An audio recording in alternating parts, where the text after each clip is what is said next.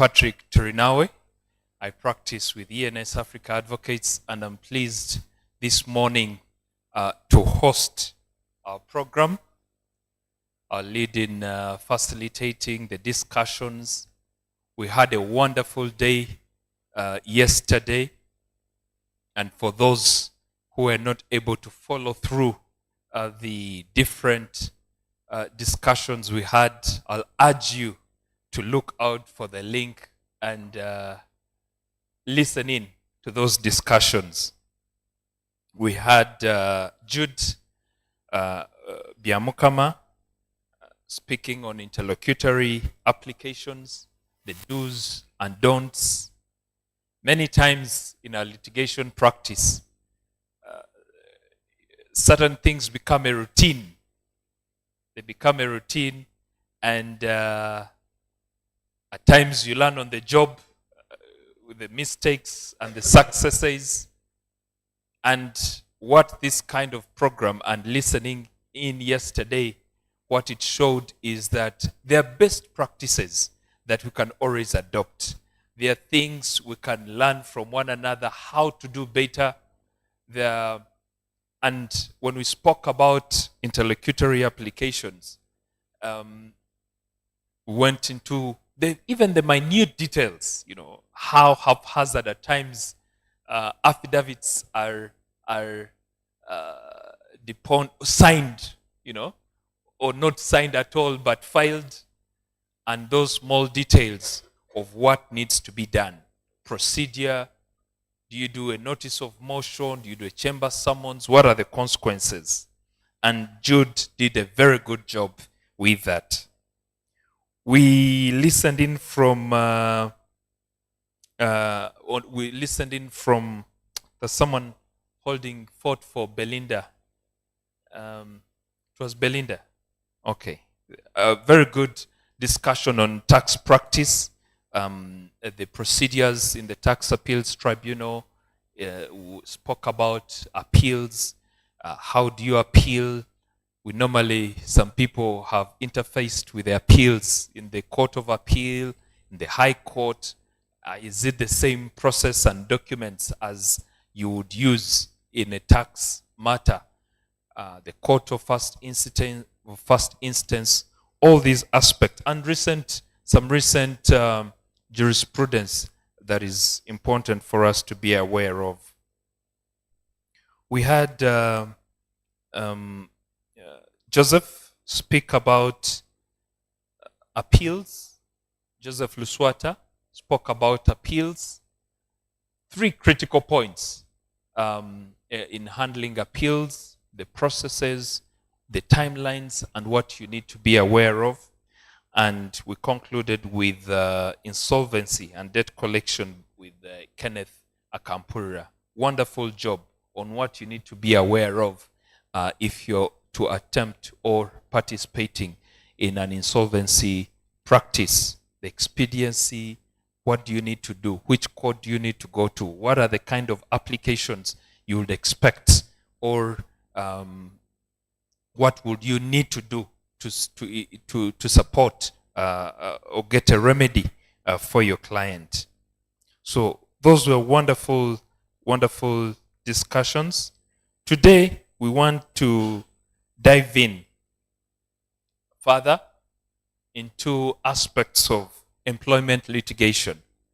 We can't speak everything about employment, but we'll be able to talk about recent developments, the processes, leading evidence in these in employment matters, what kind of minute or detailed investigations or applications you need to do before you institute an employment matter. There have been some conflicting decisions in the recent past from the courts. What is the position on some of these key aspects? We shall talk about public interest litigation. And I think it will be a very good subject, and looking forward to that discussion with Nicholas. Public interest litigation has been, it's critical for the society. The law society has led in some matters But what are those nonsense? Is it just filing a petition and you wait for a date a year or two later? What does it mean? How do you identify these matters? Julius will take us through communication and drafting in litigation. Later on, young lawyers will also have a session, a discussion on the challenges, opportunities in litigation practice. And we shall cap up the day with talking about costs and billing strategies and aspects of intellectual property litigation. To start off this morning on employment litigation is our colleague Alex Ntale and Kenneth Tumosime. Our mode of discussion on the subject will really be interactive. Alex is a principal associate in the employment and litigation teams at Max Advocates. He handles litigation matters arising out of commercial disputes. Alex holds an LLB from Macquarie and a diploma in legal practice from LDC. He's involved in the employment practice, routinely advises on several questions on employment matters, restructuring, review of employee handbooks, termination, dismissal of employees, and he has handled several matters on employment disputes in the industrial court and the Court of Appeal. Kenneth Tumusime from Greystone Advocates is a partner. He's experienced and goal-oriented advocate. He excels in leading the preparation, analysis, and execution of high-value interparty and multi-party contracts. He has tested expertise in contract negotiations, drafting of legal documents. He has experience with Uganda's premier legislative drafting institution, the Uganda Law Reform Commission.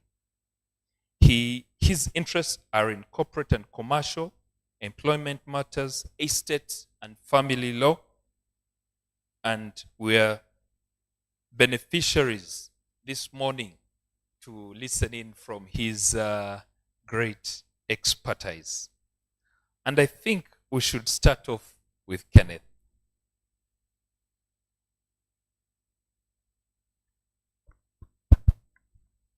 Thank you very much. You want to? I was testing to make sure it's working. Very good, very good.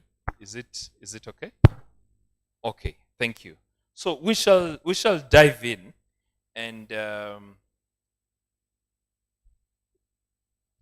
kindly prepare your questions. We hope that this session will be interactive, but for starters, we have questions that will guide us in some of the common aspects involved in employment litigation.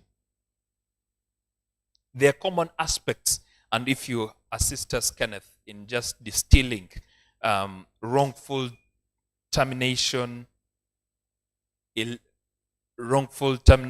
discrimination, and wage disputes that have come up in the recent past.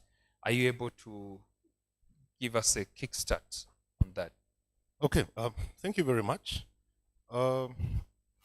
As it says, common employment disputes are essentially common, and the English, as the processes of handling employment disputes, is simple and clear.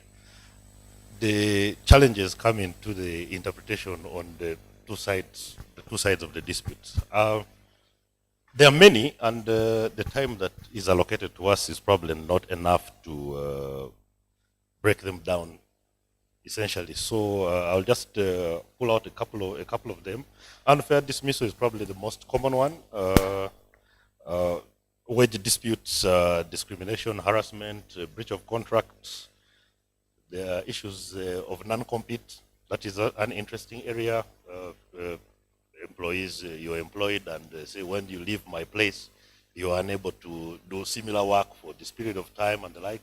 There are issues of legality and enforcement there, confidentiality, and a couple of interesting ones: redundancy, restructuring, retrenchment.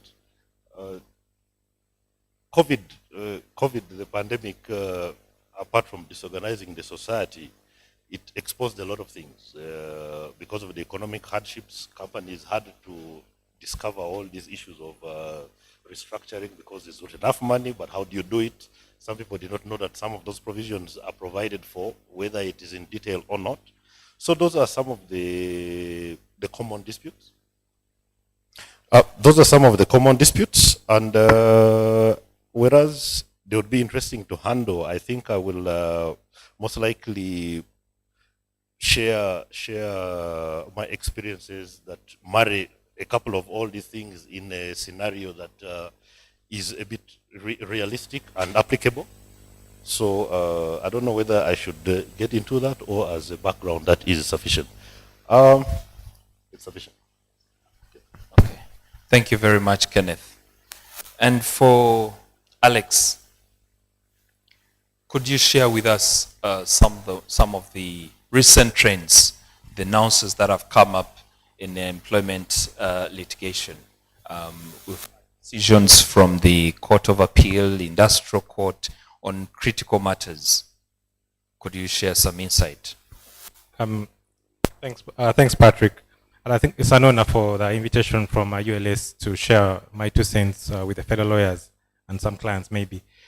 I think the topical issue in employment litigation has and is always going to be the issue of termination. And of course, it doesn't surprise us that even the interpretation, sometimes there is confusion between termination and dismissal. But in terms of the current trends, I think our courts are getting to grips with termination being the end of the employment contract with just a notice or a payment in lieu of the notice. And I think those ones who are interested in employment, you must have interested yourself in the recent decision of Safina Nasanga versus Tambik, where the Court of Appeal came out clearly and provided guidance. And of course, that has been something we have regurgitated as lawyers. We wanted clarity to that effect. And the Court of Appeal came out clearly. And of course, this must have taken the industrial court aback. And recently, I think as recent as last week, we had a decision from the industrial court in a case with Dieter Steven and Barclay Energy, where the industrial court came close, very close to saying it has now changed its position, and that it's sufficient to give a notice or to pay in lieu of the notice, and that would be it. But that particular case is a bit different because there's a reason which was prescribed, and the industrial court went on to say that since there was a reason, then there was need to justify that reason. But I think another current trend, and I think which is very going to be interesting in our jurisprudence, is a concept of incompatibility. What do you do when you're faced with an employee who you believe for some reason, due to his character or disposition, is not a perfect fit? It's not an issue of discipline. It's not an issue of performance. It's not an issue of misconduct. The person is a peak performer, but the person cannot relate with other employees. Do someone a hearing, and how can a person explain to their own character? Would that be a justifiable reason for termination? The industrial court said, well, that's borderline misconduct. It's closer to someone being unable to perform their duties, and to that extent, you're supposed to give a hearing. Well, I think those who are interested in the employment litigation, you may want to read a decision to that effect and probably advise your clients accordingly. Another current trend I've seen, and I think this is very concerning for lawyers, is the continued filing of labor matters in the High Court, and even recently in the Magistrates Court. Recently, we had a decision in a Magistrates Court where the court said they had the jurisdiction. That decision was appealed to the High Court, and the High Court still held that the magistrate had the jurisdiction to handle a labor matter. The Employment Act is very clear. You go to the labor office, and I think my colleague Kenneth will talk more about the procedure, and from the labor office go to the High Court, to the industrial court. But now lawyers find a way out. Due to time limitations, they file labor matters in the High Court and Magistrates Court. And for the High Court, they add other claims. It could be defamation, it could be breach of human rights, it could be extended workers' compensation. And in that way, they sneak in labor matters in the High Court. And we have raised numerous objections to that kind of procedure. And the High Court is not helping us because where it's clear, Section 93 of the Employment Act is clear, the Industrial Court has come out and said we have inherent jurisdiction to handle all kinds of matters, and they have overruled our objections. And I think it doesn't help because we have a specialized court. We have judges who are highly trained in labor matters. They are experienced. They have traveled widely. They have trained extensively. And it's interesting because the High Court judge will deliver a judgment with a different perspective. The Industrial Court judge will deliver a judgment in a different perspective following their precedents. And you're going to have two different judgments. And guess who the culprit is? A lawyer who chose that for me, I prefer to go to the Magistrates Court, High Court, and not to go to the Labor Office. So I think some of the things that really are bothering us as lawyers and really new in the... Thank you. And Alex, I'll take you on that one concerning a particular matter. And Kenneth, will you want to amplify on that? Yes. And I think it has gone up to the Court of Appeal. I think it was Eric Mugenzi? Yes. Versus UEGCL? Yes. Yes, that also brought in that kind of element on the jurisdiction of the High Court vis-a-vis the Industrial Court. Yes, one of the main cases to deal with jurisdiction was actually instituted by the judges of the Industrial Court themselves when they were trying to determine their status vis-a-vis justices of the High Court and the level of the Industrial Court. That's a very interesting decision to look at. However, as Alex has mentioned, these employment matters marry into themselves a lot. You cannot look at unfair dismissal, for instance, as an example of a common dispute, and you exclude other issues. And when we are talking about procedure, all the things marry into each other. I cannot handle procedure on its own without handling the cause for trying to determine what procedure you're going to use. As Alex mentioned, the issue of termination and dismissal had been very confusing until the Court of Appeal pronounced itself. But incidentally, the Employment Act itself gives that distinction. It's not as clear, but the justices expounded on it. But in doing that, they created a loophole for, I will say what, shrewd advocates to exploit. Because once you look at the definition of termination, as Alex explained, and then you look at subsequent decisions where, in the Court of Appeal, where providing a reason for termination is no longer a requirement, as long as you couple that with the payment of a payment in lieu of notice. The only problem is if someone makes a mistake and gives a reason in the termination, you have to justify that reason. But if it is not there and you pay in lieu, it means that, okay, so essentially anyone can be gotten rid of as long as the payment is made and you don't make a reason. It has some fairness to it, it has some unfairness to it. It is for the members of the profession to determine, does this one help me? And again, it depends on whether your practice, you're an advocate for employees or an advocate for employers. You cannot be a specialist in both. And as you mentioned, issues of procedure, I'll probably just say something small about it. There are times when an employment matter has multiple issues. For instance, there has been a termination, there has been an expiration of a contract, and maybe the reason for the termination, well, strictly speaking, not from the point of view of the employee, the reason for the termination, maybe there was an injury, so that brings in issues of compensation. So now they come and present to you that whole cocktail of issues, and it is for you, and probably the person actually took long to get to the labor office to report, so the issues of time and limitation. And when that matter eventually gets to you, as an advocate, you're perplexed about exactly now where are you going to go? Because if it is unfair dismissal, industrial court through the labor office. But if it is workman's compensation, the jurisdiction according to the MCA is the magistrate's court. And with the MCA, we also have jurisdictional issues. If it happened in Kulu, you're not going to go and report at Nakawa Magistrate's Court. So now just imagine that this employee has an issue out of the country. So, and you come to report the issue back in Uganda. So where do you start from? The advocate is confused. The advocate is clashing at straws. Sometimes they will take the right path and go to the High Court because the jurisdiction is original and unlimited. But at times they'll want to sneak it in. You will find there have been issues for those advocates in the employment practice. You find the labor officer is handling matters of tort, which they're specifically not allowed to handle because it's a cocktail of issues. So the labor officer is handling matters which they have jurisdiction to handle, and they are also handling matters which they don't have. Or when they make references, they make an omnibus reference to the industrial court, having taken decisions on matters which they have no jurisdiction to handle, and you find it's getting to the industrial court, and the industrial court also has an issue of jurisdiction. So these are maybe some of the things we shall point out as we discuss, and since it is interactive, you may find the audience will have some input or maybe some interesting cases.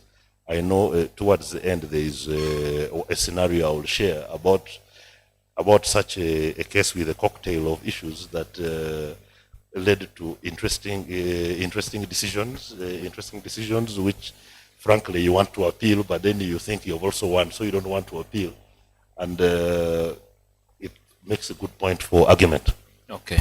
So what I'm hearing is that where there are conjoined issues, it's not just an employment dispute or say unlawful termination, wrongful dismissal. It's not just that.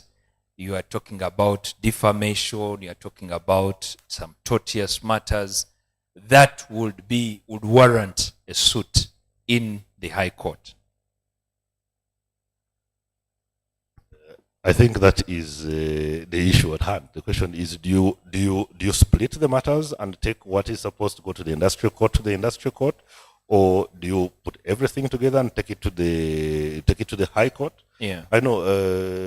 In Law Development Center, we had issues where people were filing divorce causes in the magistrate's court, or this, whereby the argument is all good, but you are filed in the wrong place. So that's a zero. So. That is, I think, a very interesting issue for debate. Yeah. And some people will make that mistake intentionally, saying we'll go to a wrongful cause. There are issues which that particular court has jurisdiction, so maybe it will hear all the others. Or maybe they just don't realize that you can split or take to a different court. Okay. And you touched a bit on the aspect of notice in lieu, and I think it was the Stanbic matter versus Oko, talking about the need to get the consent of the employee. You want to speak a little further about that? Yeah, so I can share on Oko, and I think it's a case we handled. Oko, Justice Madrama in the Court of Appeal held that you need seek the consent of the employee to pay them in lieu of notice. And definitely I take a different view, because a well-drafted employment contract, and I think we have seen many human resource manual, you prescribe that the employment relationship can be ended with notice or payment in lieu of notice. So the judge in that particular case, the panel, because there was a majority decision, found that in addition to the provisions in the policy and the employment contract, at the end of the employment relationship, you need to seek the consent of the employee. And of course, in the subsequent decision of Safina and Nasanga, the Court of Appeal came out clearly. Nasanga is also against Stanbic. And the two were very similar in facts. If you can read the facts of the two cases, they were classic terminations with notice and or payment in lieu of notice. So the court came out and clarified that it is sufficient to pay in lieu of notice or to give that notice. And the industrial court, I think, slowly they're moving towards that direction of following the appellate decisions. Because we always had that dispute in employment litigation that you'll be certain of losing a case in the industrial court and you have a good chance of winning it in the court of appeal. And you have to explain to your client that if you're going to terminate this person, you face a risk of losing the case, you provide security for due performance, and you have a good chance of winning it 8 years down the road in the court of appeal. But I think with the consistency of the recent sense of the court of appeal, the industrial court, I think, is also starting to move to agree. And of course, it was supposed to be a non-issue because the appellate courts always have to be respected, their decisions have to be followed, unless there is really a sufficient reason why not to. But yes, here we are. Many thanks. That was really an interesting point to, I thought it just made matters worse, you know, in how we are trying to navigate the termination process in the employment relationship. And definitely, it doesn't seem to be justified under the law. The other aspect, maybe when we come back to the litigation process, Alex, you could speak to this, on what are the things that we need to look out in collecting evidence in an employment-related matter. You commonly represent employers. It may be the better side to collect the evidence, but I wonder how it is like collecting evidence for the employee who has already left the organization. They may not have emails, they may not have documents. What are those nuances that we need to look out for in trying to put our evidence together? Thanks, Patrick. I think this one is also quite interesting because the number of cases we have handled where the employee is terminated effective immediately. Actually, they tell you, stand up, move to the reception, they'll carry your laptop, they carry away the computer, they block your email access, and off you go. And probably are paid in lieu of notice. So that definitely creates a challenge when you go to the industrial court or to the labor office, or in this case, even to the high court, and you need to present evidence to justify that the termination was unlawful. I think the first thing that I would encourage lawyers to do, which I found wanting in the employment litigation, is discovery. Whilst lawyers in the ordinary courts of law take it upon themselves to apply for discovery, it's not a very common practice in employment litigation. So claimants always know the court is employee friendly. In the industrial court, they'll go there, they will justify the termination. So I think it's one of those things that I would encourage lawyers to do, and I would also probably in the stakeholder meetings encourage the industrial court to embrace, because I've urged a few applications for discovery, and sometimes the court is also maybe not alive to this problem that as an employee you have very limited access to the documents you need to defend yourself. I think that's one point of discovery, which is good. The other one is in terms of how you align your ducks in terms of preparation for the case. We have cases where evidence is provided at the trial of the matter. What evidence wasn't available at the disciplinary hearing? Things to do with investigations report, things to do with statements either made at police or made during the investigation.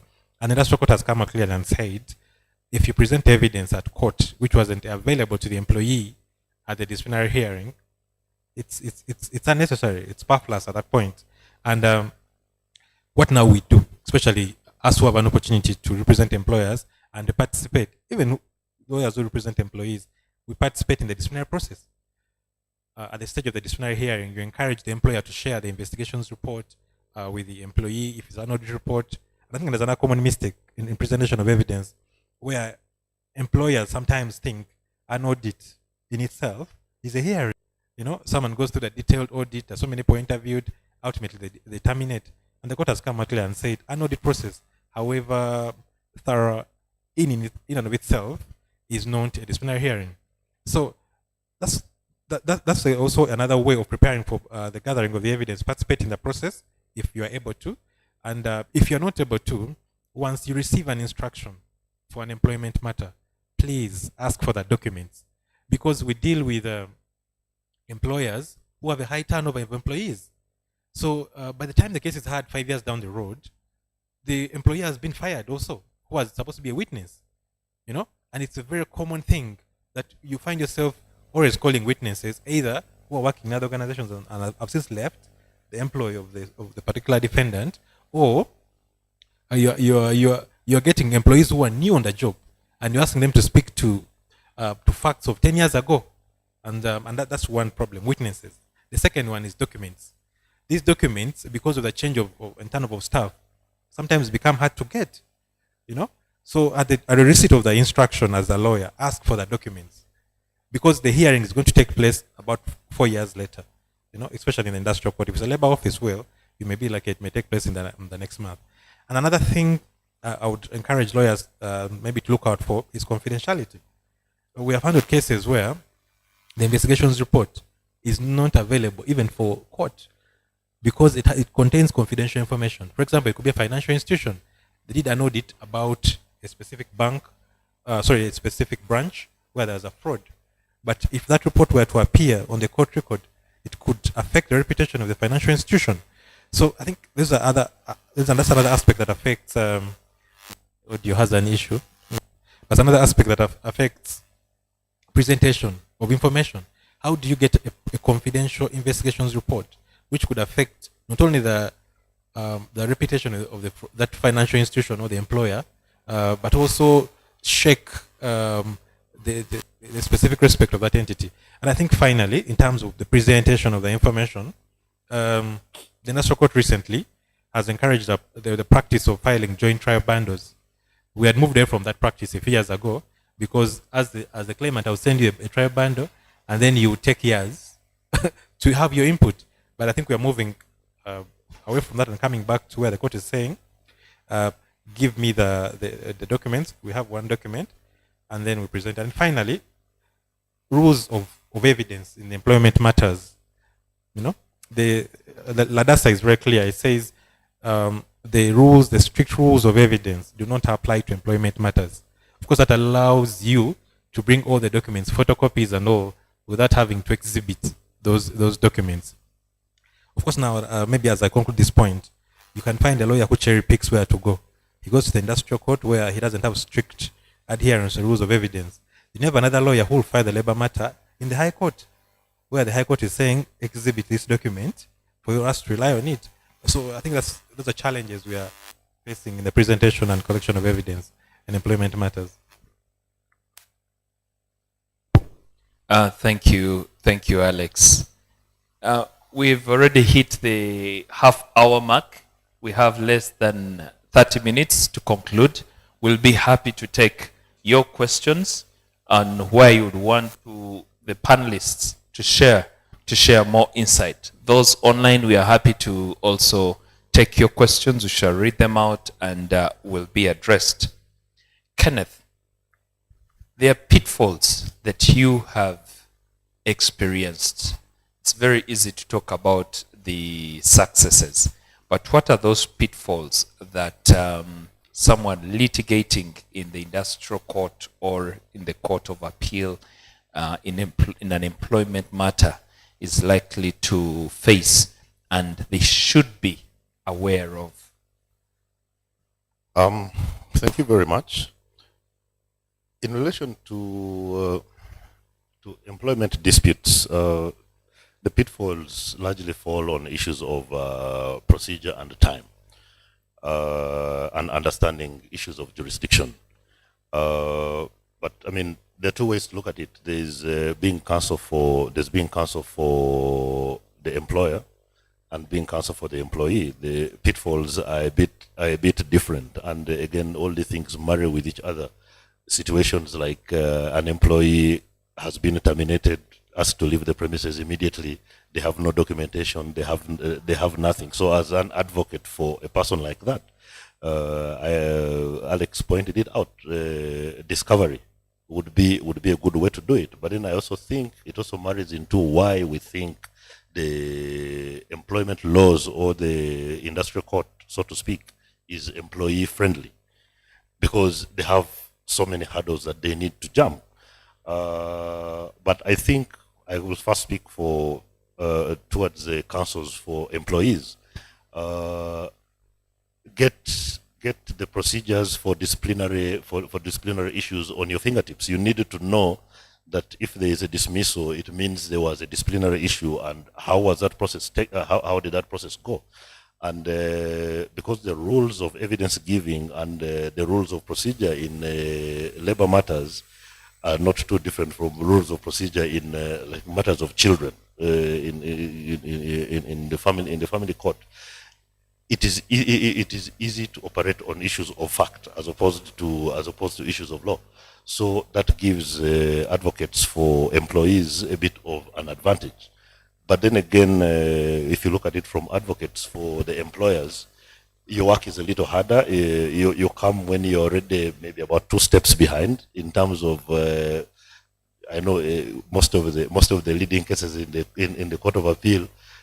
You've been handling them, and I think some of them you didn't leave very happy.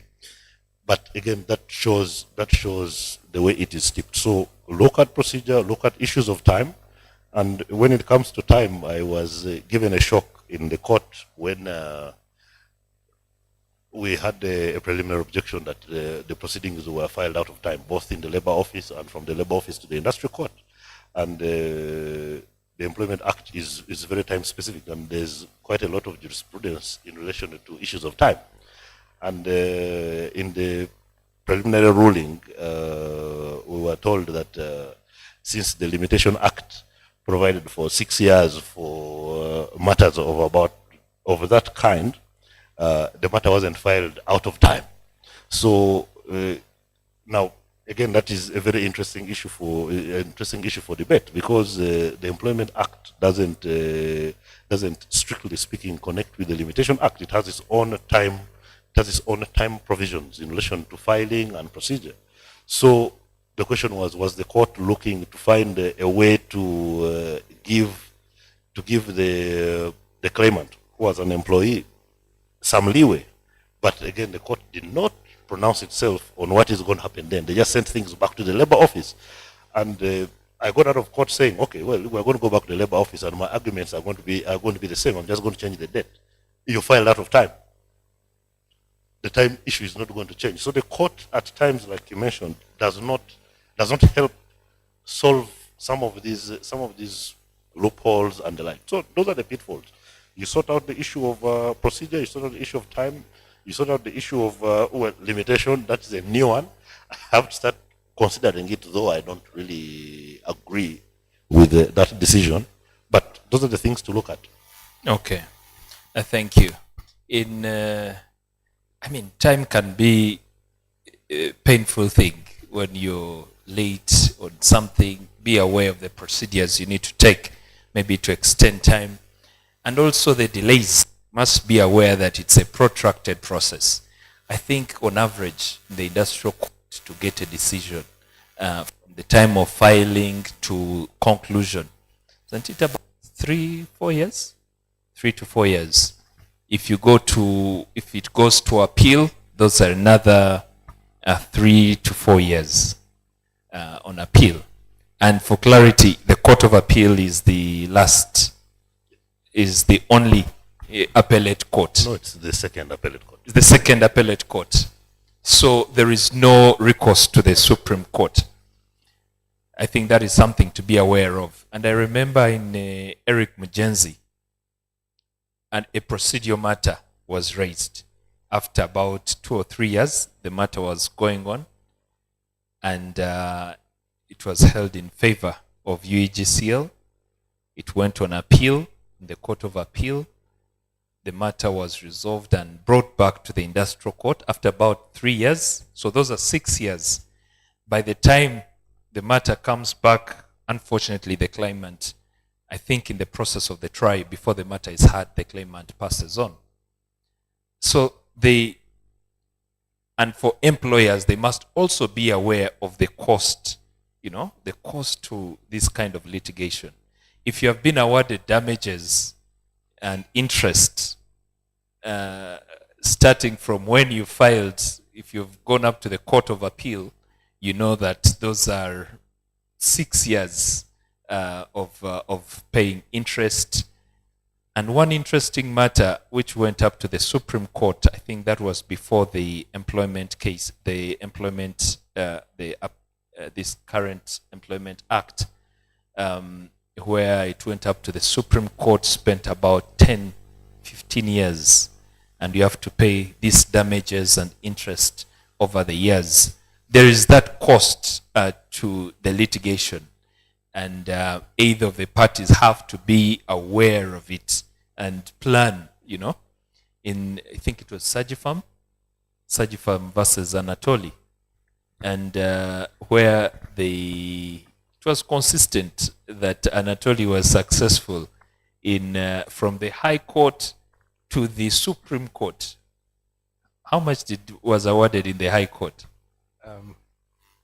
Anyways, we handled the case. Yes, that's why I'm looking at you. I don't want to go into the specifics, but it was a huge sum, including costs at all levels, from the High Court, first court to the last appellate court. Yeah. So by the time, I think it was in the region of 45 million in the High Court.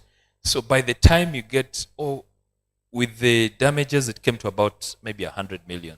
By the time it is in the Supreme Court with interest, it's almost over 200 million. So you must be aware of that. I think it's a huge pitfall that as we advise clients in this process to be aware of. We have a few questions. One is to share the authorities we referred to. I think these will be shared in the chat. Maybe for our audience here, we shall repeat them. What is the time limit within which a labor office should handle a labor complaint? I think I'll answer that one. When you look at the LADASA and the rules made under the LADASA, there is provision initially for 4 weeks. If the dispute is not dealt with, any party can request. And then there's also for 8 weeks, where if the labor office hasn't disposed of the matter, then also either party can ask. But there's a case we handled in the labor office where it went on for about 5 months. We asked the labor officer to forward the dispute. The labor officer refused.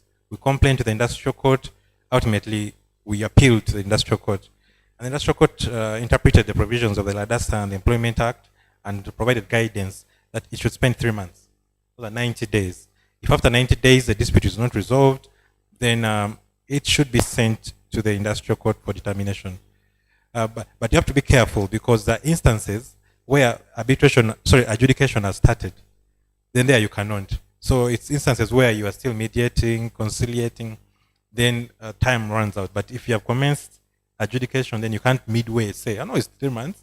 You have to go to the industrial court. The adjudication has to proceed until conclusion.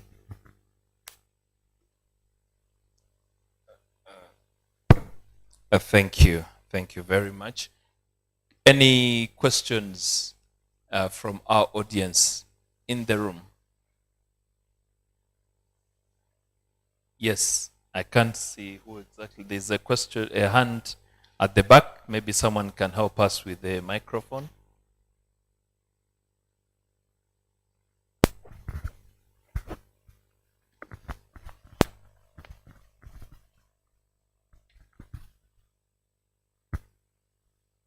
Thank you for the presentation. My name is Robert Morangira. My question is in regard to jurisdiction. We are seeing now, it's as if now parties are at liberty to either go in High Court or Industrial Court. You'll find an instance where a claimant is, of course he has so many claims in a suit. He chooses to go to High Court. One is claiming, let's say he happened to have taken like a loan in a financial institution. Then upon his terminated, he claims for termination among others. So we are finding difficulty in determining what is the right jurisdiction, because High Court now claims to have the jurisdiction, but the law is clear that the matter should be in industrial court. Thank you. Thank you very much. I think I will start off and then my colleague Kenneth will come in. We have raised many appeal on that point, that whilst the High Court has unlimited jurisdiction, actually we have cases as recent as last year where we informed the court that labor matters, notwithstanding that they have auxiliary claims, have to go to the industrial court. And we have also had, I'm honored to be part of the Industrial Court Users Committee, where we are trying to develop rules for the court and try to provide guidance on how to handle these matters. And these are some of the things we discuss in there. That why would a High Court judge, well knowing there's a specialized court, entertain a labor matter? And of course the judges promise when we interact with them, they'll take up these issues with their colleagues, maybe at another level, where the lawyers may not participate. But it's an issue which probably will be resolved at a higher level than us as lawyers we wish. Because us as lawyers, sometimes we're out of time. At times we add additional claims. It could be defamation, like my colleague said. It could be human rights. We have had cases where someone sneaks in workers' compensation. And then the judge is saying, this has so many other aspects, not only a labor matter. But when you read the true claim, when you look at the facts, this is a claim of unlawful termination. It has no defamation, just maybe someone's photo was put on the company website or the newspaper that are no longer an employee. And there's no defamation. And actually, we have cases in industrial court where the court has said that doesn't amount to defamation. Me informing the public you're no longer my employee is not defamation, because I'm a financial institution and you deal with people on a daily basis. So notifying them you're no longer my employee without adding anything else cannot be defamation. So I think it's a problem we are facing. The High Court judges are seeming to be laissez-faire about it, but the industrial court judges are not happy with it. It's a thing we have raised, and I think with the ongoing engagement, we'll have more cases being either rejected by the High Court or forwarded to the industrial court.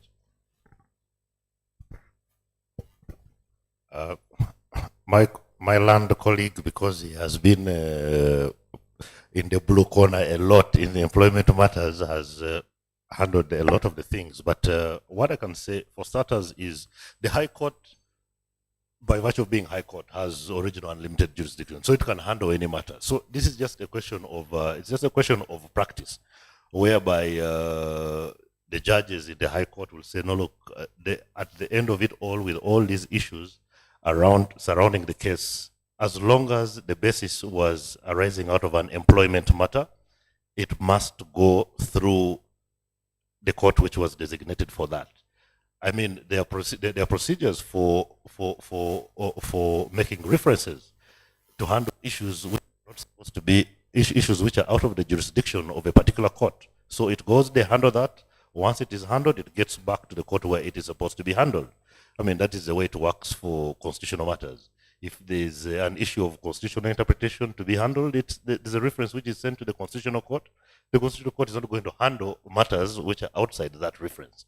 So I think I will agree with my colleague that as a matter of principle, the judges of the High Court should push these matters back to the Industrial Court with the advice that the court makes a reference on issues which it doesn't have jurisdiction to handle, so that they handle that, and it goes back so that the primary matter that brought about the dispute is handled in the court which is supposed to handle.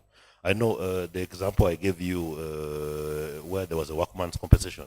What we did is we just asked for that part of the claim to be severed out of the claim, so that we handle only unlawful dismissal. I mean, it was a strategy, but again, when you really look at it, it was not fair to the employee, or the advocate did not address to it because now they can't bring it because of time. So I think it should get there so that it's within the parameters of time, and then you ask for a reference, you apply for a reference, so that the matters which are not within the jurisdiction of the court are handled by the court which has jurisdiction to handle them, and the matter is sent back to the primary court to handle. Thank you. There is a question. I don't know whether I can attend to it in the chat. It's from Max Manzi.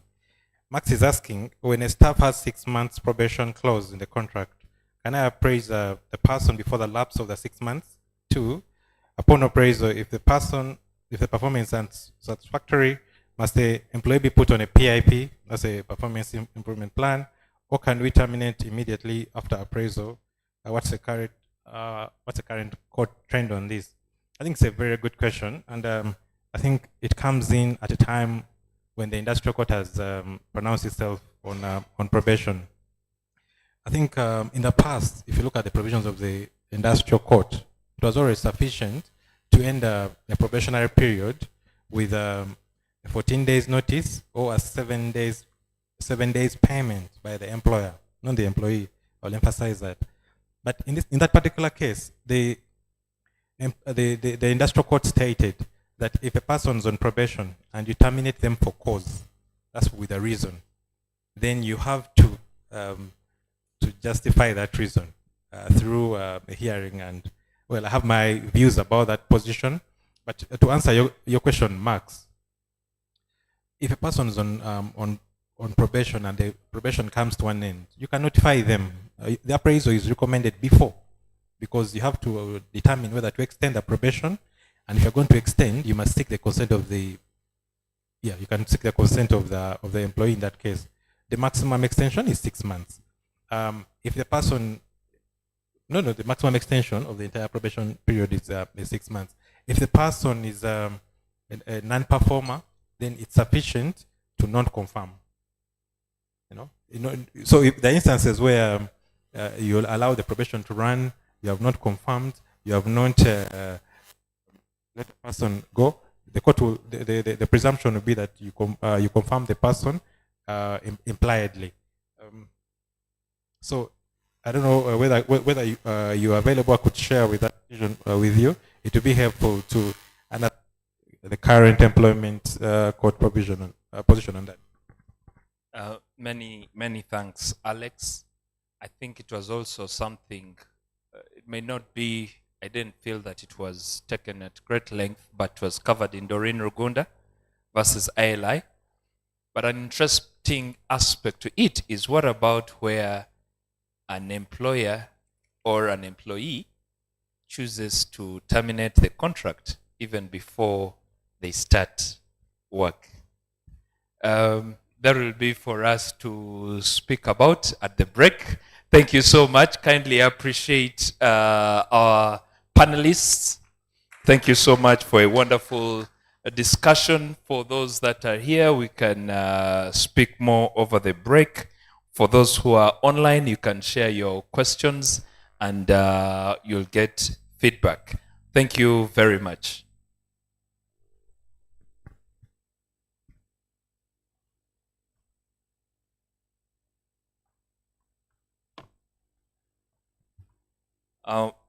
Most appreciated. We shall dive into our next discussion, which is on public interest and strategic litigation. We are pleased to have Nicholas Opio to lead us in this discussion. He doesn't need a lot of introduction. He has participated in this as a litigant, as counsel. So, Nicholas, over to you. You're most welcome, and we are ready to listen to you. Thank you.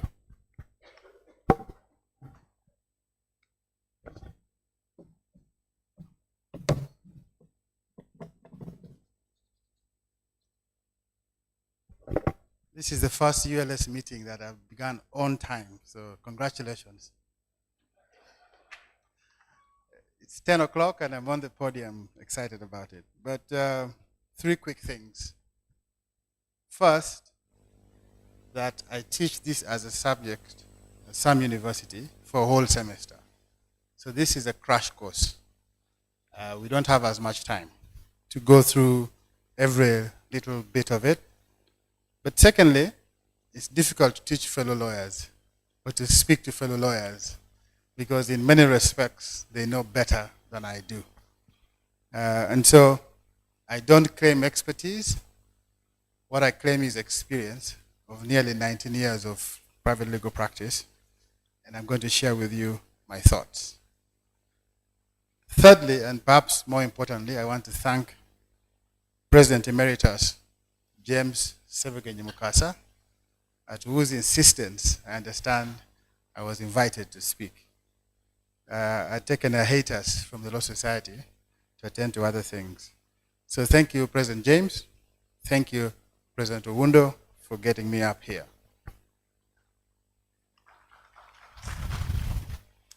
As the moderator said, I have participated in many public interest litigation cases. And I think that those experiences will be very helpful to many of you. What he forgot to tell you that I've also been an accused person and I've been in jail. So I've seen the other side of the legal system that many of you don't have the privilege to see. But quite quickly, in terms of just conceptualization, many people refer to public interest litigation by various terms. Others call it strategic interest litigation. Others call it impact litigation. But by whatever name it is known, public interest litigation is litigation in the public interest. I know that's not a very useful definition for lawyers, but it's litigation in the public interest as opposed to private interest. These cases normally, not usually, are intended to have wide impact over and above the individual. It is cases brought to change practice, to change laws, to challenge policies. Now, the distinction between private interest and public interest, of course, is because sometimes private interest can spill over to the public interest, but primarily public interest litigation is intended or is used or applied to address issues that have wider impact as opposed to a singular individual impact. Many people also think that public interest litigation is a tool of social justice for the enforcement of fundamental rights and freedoms. If you read the paper, it's now dated, by Philip Karugaba on public interest litigation in Uganda, which was published by Greenwatch International, I think, or Greenwatch Uganda, the group that was led by the former Court of Appeal Justice, the late Justice Kenneth Kakuru.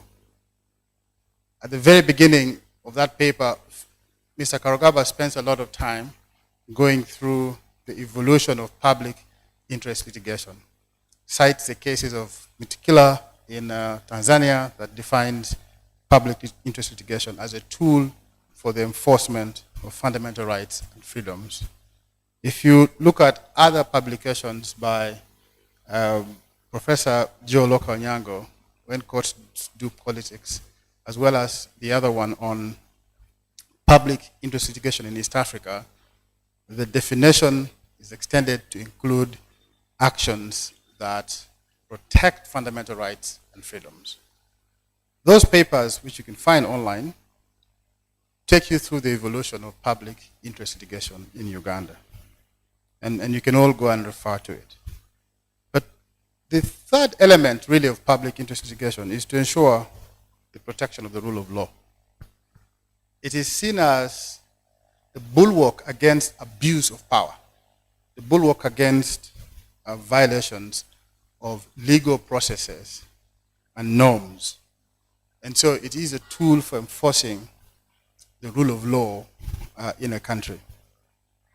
For many of us as well, public interest litigation is a tool of advocacy. It's legal advocacy. It's advocacy by other ways. Now, let me just explain a bit about that because that part of it is very controversial. That if you're doing public interest litigation, we don't use it only as a tool for creating precedents. Many lawyers like to create precedents, change laws, but we also use it as a tool of advocacy because it's sometimes the only way to offer voice certain sections of our community is to go to court, because there's no other place where their issues can be addressed. The most controversial in Uganda, of course, is the case of sexual minorities. That it's difficult to even hold a meeting in a hall like this because you get dispersed. It's difficult to even register an organization. There's a Constitutional Court decision just a few days ago that said mere registration of an organization by that name, Sexual Minorities Uganda, was unlawful. And so public interest litigation becomes the only tool for advocacy. Therefore, when you're before the courts, you're not just arguing to the four walls of the court or to the judges on the bench. You are, in fact, infusing a difficult discussion in the mainstream body of discussions in the country. So public interest litigation is a powerful tool for advocacy and has provided voice for many people. It is also a tool for fishing information that you would otherwise not be able to get. Governments are known for concealing information, for hiding information when you need them. If any of you has tried to use the Access to Information Act, you would attest to the fact that it's very difficult to get information out of government. Sometimes the only way to do so is to go through a court process. In many other countries, this process is more elaborate in the sense that the courts have the powers to summon documents, to summon emails, to summon private text messages, either from the parties before the court or even from private companies.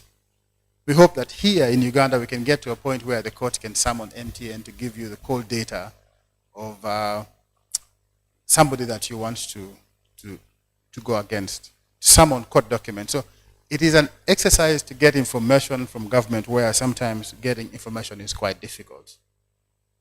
Now, a couple of things to consider, or that I've considered when trying to bring public interest litigation. First, you have to decide what is the strategic issue you want to address. Because the mistake that many lawyers do is to throw the whole kitchen at the courts. I don't know how many of you followed the petition 16 on maternal mortality that was filed by SEHAD. The initial petition was a whole basket of things that the court even feared to handle it and simply say, this is a question of politics, take it back to Parliament to decide. Precisely because the lawyers had thrown everything at the court. So it is really important to decide what is the specific strategic interest that you want to pursue. Make it as narrow, as simple as it can possibly be. Then you make it easy for the court to decide. But the second thing is that when you narrow down that interest, it is easy to find the legal foundation on which that interest can rest. Take, for example, our case against the Public Order Management Act. The initial draft really had a number of sections of the law that was being challenged. But down the road we discovered that really it's pointless to challenge the entire law when you can only take out Section 8 of the Public Order Management Act. And if you kick out Section 8, the entire law becomes irrelevant. And so we quickly went back before the court and told the court, we are abandoning everything else. We are arguing Section 8 of the Public Order Management Act. And it was quite easy for us, and the court declared that unlawful. It took away the sting that the law had. And so it's really important for you to decide what is the strategic interest and how that interest can be addressed, as opposed to going on an expedition of throwing everything at the court. Of course, practically, judges have so many case files to go through. If you throw a big file in front of them, chances they may not read all of it. It's in your interest to be as narrow and as specific as possible. The second consideration is to think about the communities impacted by that law or by that action that you seek to take to court. We have had lawyers that the good Professor Joe Lokanyanga has called prima donna lawyers. Public, spirited, enthusiastic folks who take otherwise fantastic cases to court and litigate it badly and create a precedent that's very difficult to overturn, that impacts many other people. And so it's really important that before you undertake a public interest litigation case, you think about what we call legal mobilization. Engage communities that are impacted by that law. Hear them out. Because sometimes you will go before a court and argue a case that is at variant with the interest of the communities that you seek to serve. We have had a case that we are about to file now. It's been in the works for 5 years. It's a very controversial case, but one that is really important. Anybody arrested in this country on suspicion of being involved in same-sex relations is subjected to non-consensual, intrusive anal exams, the most dehumanizing practice. Most highest ranking person who has suffered that is Pastor Kayanja, falsely accused by his fellow pastors in a case that has now been decided by the High Court. He was summoned to the police, put on the table, they spread his legs to measure the circumference of his anus, to measure the depth of his anus, the texture of his anus, in the presence of many other people. And they took pictures, drew images. All of this has no medical basis.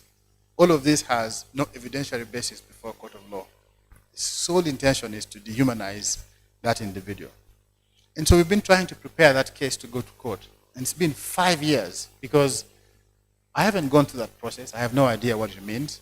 You needed to hear from the people who are impacted by that practice before you run to court. Because if you don't hear from them, you might adjudicate a case or litigate a case that is at variance with their interest. But it's also important because you bring real human life stories before the court. Because there's nothing as important as making a case a real life case. Not just a moot exercise, an academic experience, but it is really a case that is important for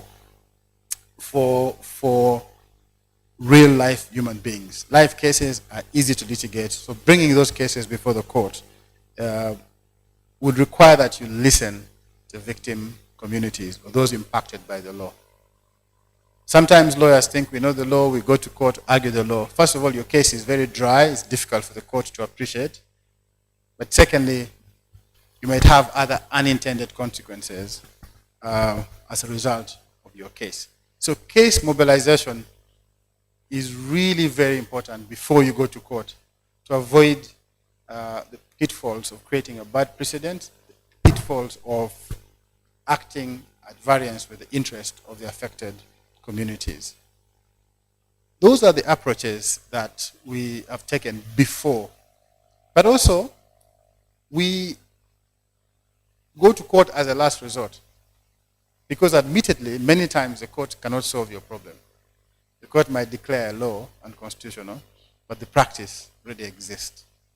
Take, for instance, the Public Order Management Act. It was declared unconstitutional, but you can't have a demonstration in this town.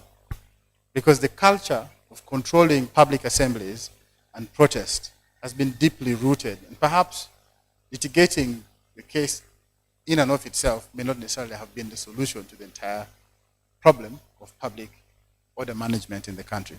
And so, always try to let public interest litigation be the last option you pursue, primarily because oftentimes they're administrative processes that are quicker and more effective. And outlining and exhausting those processes, although not a requirement, is really important in changing the things you seek to change. We have done this before and led to amendments of laws or indeed enactment of legislation.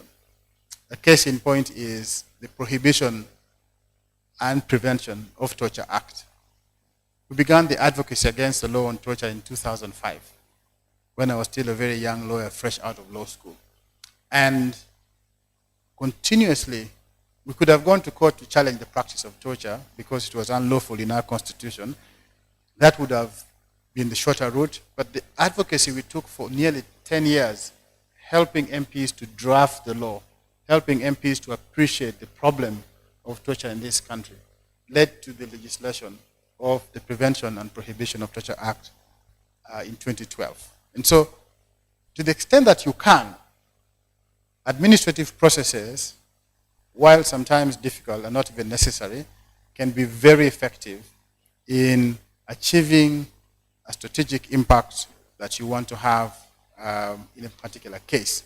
And so we've tried to pursue those and to great effect. And contrary to public belief, there are folks in government who are willing to listen. Forget the loud ones. They are quiet, meticulous, well-meaning folks in government who are willing to listen and effect changes that you require to have. Now, a couple of things. Once you now get out of the preparation, the consultations, deciding what cases you want to bring and what impact you have, once you get to court now, there are a couple of things you must try to consider. The first thing that you must consider is the question of legal framework. I've seen many people run to court and the courts just say, oh, this is a question of enforcement, please go back to the High Court. This is not a question for interpretation. That distinction is really important for locus before court, because your case can get thrown back to the High Court simply because you just didn't pay close attention to the legal basis for approaching court in your particular case. If you're seeking an enforcement under Article 50, you now have to go to the High Court. The High Court will have to determine questions of enforcement under Article 50. If you're seeking interpretation, you can go under Article 137, and you have to go to the Constitutional Court as a court of first instance. If you choose to go to either of these avenues, it is critical that you don't only claim violation, but you must demonstrate that violation in your pleadings. Many lawyers just go and write violations. I've been advised by my lawyer, this section violates this section. Try and demonstrate how that violation occurs in actual life. It would be helpful if you have a real life person who has been impacted by that case. Demonstrate to the court why that is really, really important. So don't just allege violation, enumerate them in the pleadings and demonstrate why this is a violation. The second thing is that many lawyers just argue the law, but what really weighs heavily on the mind of the judges at the end of the day is public policy and the impact of that legislation on public policy. So always pay attention to public policy. Now, public policy is very fluid. You can argue it either way. But what is really important is for you to demonstrate the impact of that decision on public policy. Now, judges intimate this to us every day when they're asking us questions, when we are before them. But oftentimes lawyers think it's a confrontation, so we don't pay attention to the incisive question that judges ask. They ask you what-if questions. If this law is decided this way, what is the impact? What does it mean for public policy? So pay specific attention to public policies. It means that you have got to look beyond the acts that you're challenging or the actions you're challenging. Look at policies that exist. Take, for example, we've argued many human rights cases and quoted the SDGs. It seems mundane, but that is the main development framework for the state against which every action of the state is pegged. So pay close attention to public policy. The third one is the question of international law. Many of us, if you speak to judges, tell you, and you ask them why don't you apply international law, the judges say we interpret what we have, what the lawyers have given us. But international law, in many instances, in fact, has better jurisprudence than national laws. And our entry point to that has been Article 287, which preserves instruments, agreements Uganda entered into prior to the coming into force of the Constitution, but also Article 45 of the Constitution, if you're arguing a human rights case. Article 45, in effect, introduces all other rights in international legal frameworks to which Uganda is a party that has not been, that has been ratified but not specifically mentioned in the Bill of Rights. The bigger one has been the determination what it means. The one we argued before the court and we're waiting for the judgment of the court is what is the meaning of sex. Okay, what is sex? Many people think sex is merely penile-vaginal interaction. Anything else is not sex. A narrow religious definition of sex.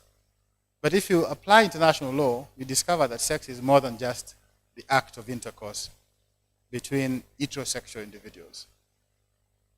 That involves vaginal, penile interaction. Sometimes it involves other parts of the body. Sometimes it involves all manners of contraptions. International law has defined and expanded what it means to discriminate on the basis of sex. And if you didn't go there, you would be stuck with this narrow Christian definition.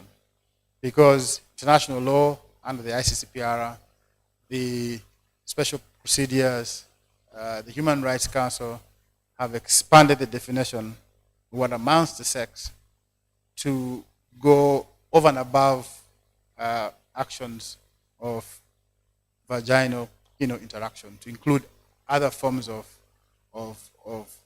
actions, including identity. Somebody might identify as something that they are not, and that is what they want to be defined as. And so, unless you go to international law, finding clear definition of what this means is very difficult in local laws. And so it's really important to look at international law. It's often more expansive, it's often more progressive, and it is legally binding on us, as well as in some cases persuasive if Uganda hasn't ratified those instruments. So look to international law. The other example that I can give you on the application of international law is the overall question of what it means by national security. Now, you don't find any legal definition of national security in local cases. You may never find it, and yet national security is often invoked as a basis for derogation from rights. And so the only recourse to find a specific narrow definition of what amounts to national security is to find recourse in international law. Again, the UN instruments and the definition of those instruments, as well as the Siracusa principles, which is soft law really, because it's principles derived by international jurists and respected scholars on key limitations to human rights violations. So it's really important that while you look at domestic legislation, to look at international legislation, to argue public interest, because oftentimes it is more expansive, more progressive, and way ahead of local laws. There are also judges who revel in the fact that they know international law, and they will be very excited and very happy with you. A case in point was the late Justice Kakuru. He always sought to show and demonstrate that he understood law in a much broader international, wider concept than the rest of his colleagues. And so it's also good for their ego and try as much as possible to play to that and let them understand. Many of them have gone to universities where this kind of practice is encouraged. And so it helps you, helps your client, helps your case to argue international law. It's really, really important.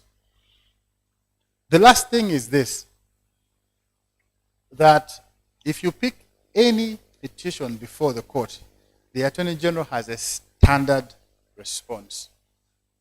I don't know why they don't get tired, but it's the standard response every time. Plain blank denial, oftentimes by a very junior attorney in the Attorney General's chambers with no expertise in the area in which they are arguing. But the AG throws them under the bus. And they make broad denials.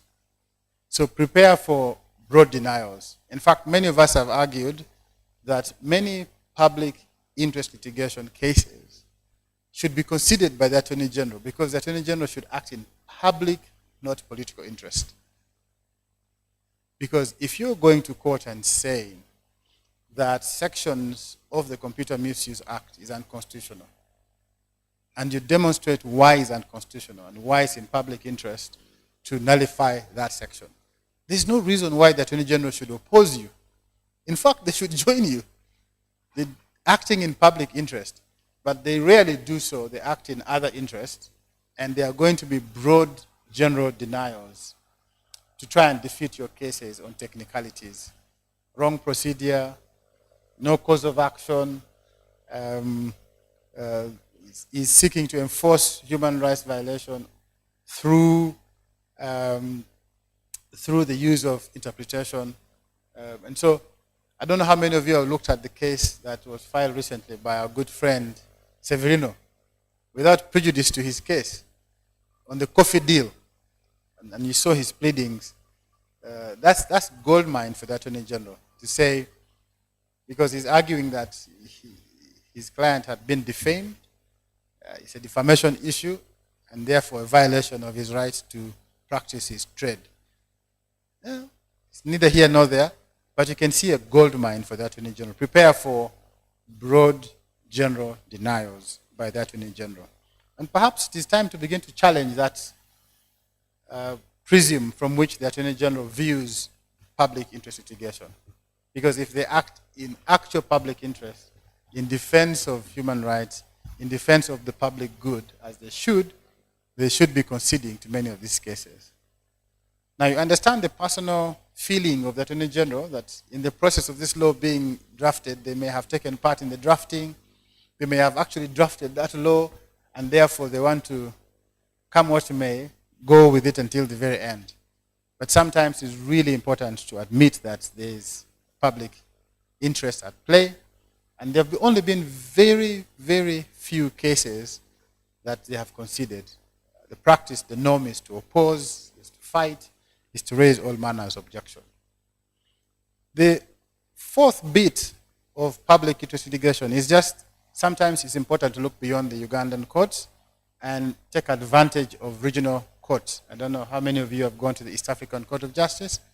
The East African Court of Justice has been a very useful place for public interest litigation. There have been several cases before that court that have been exceedingly useful for the jurisprudence of this country. You probably know the election petition cases filed by the late Jacob Olanya, the late Olanya Jacob, filed by Mukasa Mbide, that helped to define the rules of elections for members of the East African Assembly. So the East African Court of Justice is a very useful space that you could explore.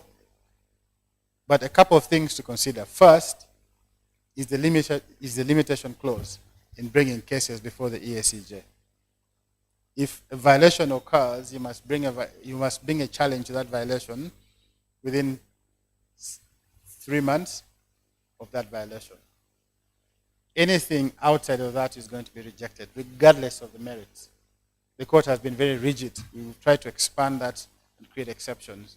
So you need to bring it within 3 months of the violation. It's really, really important. But secondly, it can only be about violations of the Charter of the East African Community and violations of other African instruments. It cannot be about violation of the Ugandan Constitution, because the East African Court of Justice interprets and applies the East African Charter and by extension the African Charter on Human and People's Rights. It has a general provision on good governance, the rule of law. Importantly, it has no human rights jurisdiction. So the human rights arguments are smuggled into this whole concept of good governance, rule of law, and the enforcement of other instruments that are binding on East African countries. The last one is the African Court. Uganda as a country has no access to the African Court, because in order for us to be able to access the court, the Charter requires the Ugandan government to deposit an instrument allowing private citizens and NGOs to access the court. We don't have access to that court directly. The window of entrance to the African court really is through the African Commission, is to file a communication to the African Commission and request a referral. Because in countries where the countries haven't ratified access to the court, the only way is by way of reference from the African Commission on Human and People's Rights. And so that's the window. It's narrow, it's important, and you can do that. Finally, before we go into a Q&A, is to say, try and have some fun in public interest litigation. This is really, really funny. And I'll share with you one last story. When we were doing the Rebel MP's case, it was a very intense case, very sensitive, so many lawyers involved. We had spent nearly 7 hours arguing before that court. And Justice Kanyahamba sought to share a story that lightened up the mood in the courtroom. And the story was really about a European judge trying a female suspect of murder. And here's how it goes. So the first witness took to the stand to testify against this female suspect who was being tried for the murder of her husband and gave a lengthy testimony. But there was a question of identification because the murder ostensibly happened at dusk, about 7 p.m. in the evening.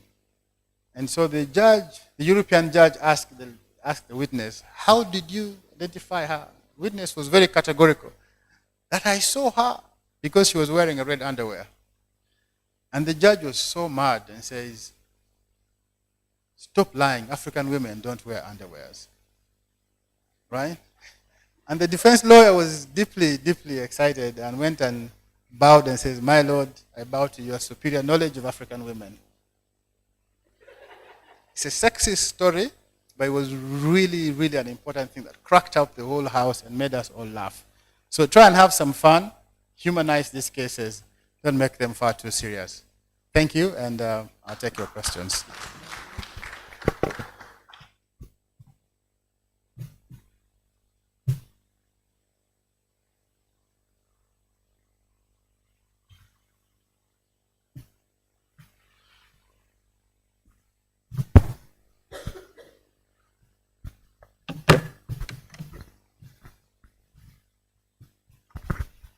Thank you very much, Nicholas, for sharing your experiences and knowledge on public interest litigation. We shall have questions directly from the room.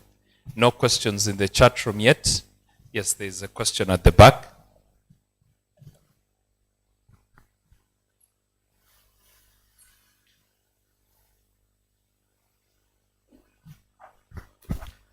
Oh, thank you. My name is Kenneth Mojera. I think my question is largely really on the enforcement of orders arising out of public interest litigation. Because I'm aware there are a number of cases that have nullified some sections of the law, but there's never been an amendment to that effect, or even a follow-up maybe to the legislative to have such amendments. And also, you cited an example of Section 8, that was Section 8 of the Public Order Management Act that was nullified.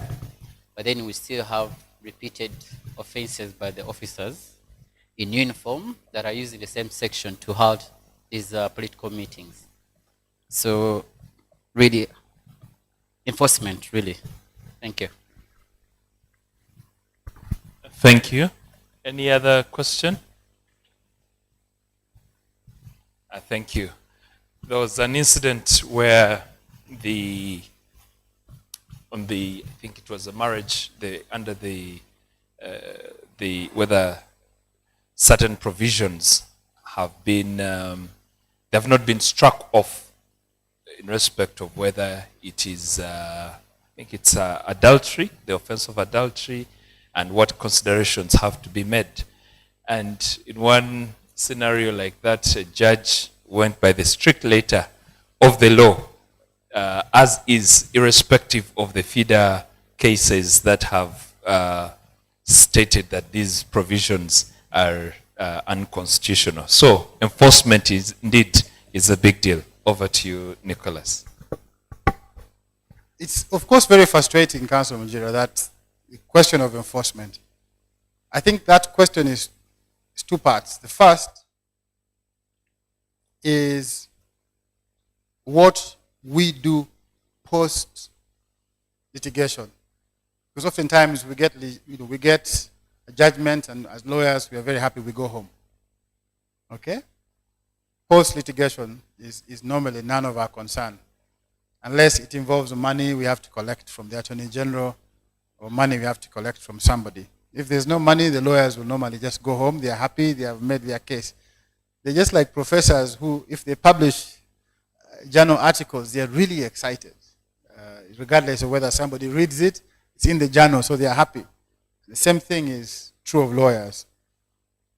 It is important that in deciding that strategic issue you want to take to court, that you think about what you're going to do post-litigation. Now, it could be two things. Of course, the good one is if you have a positive decision and you're able to think about how that decision can be implemented. Now, that requires a post-litigation engagement that brings that judgment to life in policy spaces, because ultimately Parliament will have to amend the law. How do you get this to Parliament? How do you get this to the Attorney General, First Parliamentary Councils? Think about law reform. How do you get this to the Law Reform Commission? So even before you go to court, think about what you're going to do post-litigation if you are successful. The difficult one is if you lose, preparing for loss. Now, loss can be unintended. You go to court, you think you're going to win, and then you lose, right? Of course, lawyers will say appeal, but if, say, you've gone to the highest appellate court, you still have lost. What are you going to do in the event of loss? How do you manage loss? How do you bounce back from loss? Now, how you bounce back from loss really is determined by the sort of case you bring before the court and how narrow it is. And this is why bringing a narrow case is really important, because if you bring a very all-encompassing challenge and you lose, then you've lost everything. Sometimes you keep a part of it in the way that you argue the case so that you can begin all over again using a different course of action. So it's really important to think about that as a strategic issue when you're drafting your pleadings. And if you lose on that specific narrow issue, there's a window for another engagement that you can explore in subsequent challenge to the case. Of course, the worst one is if you lose. Sometimes you go to court because you know you're going to lose. There are cases we have filed that are really pointless cases. For a very long time, we've used this as a strategy to stop criminal trials. Okay, somebody has been charged, like in the case of Robert Shaka, or indeed Stella Janzi. Somebody has been clearly maliciously arrested, tortured, taken to all manners of cruel, inhuman, and degrading treatment. And your sole intention is to stop it, So you just go and file a constitutional petition and park it at the Constitutional Court because you want to win temporary freedom for your client. It's a case you don't want to win. The intention is not to win. The intention is you want to halt the application of the law. And we used to rely on Justice Lengera's decision in Charles Nyangobo and Mwende and the Attorney General, where he said if a case is pending for interpretation, the court must stay. Now judges are beginning to be a bit careful. They have refused to stay in many of those cases. But back then when this was still in vogue, it was very useful for us because then you know you're halting the trial of a person, you're halting the implementation of that law until that law is interpreted by the Constitutional Court. That's the right thing to do. But there are cases that you just bring because you know you're going to lose. You don't intend to win it. You're going to court primarily because you want to begin an important discussion about a public interest matter. The intention is not to win the case. The intention is to create a platform for advocacy. The intention is to give voice to certain people who will not have voice except in a court of law.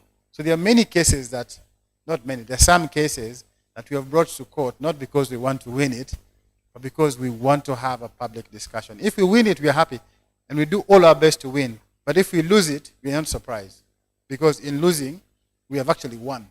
We have begun a discussion around that issue. One such case that is awaiting judgment, and I hope no judge listens to this, at least the ones on the panel, is our challenge to the Divorce Act.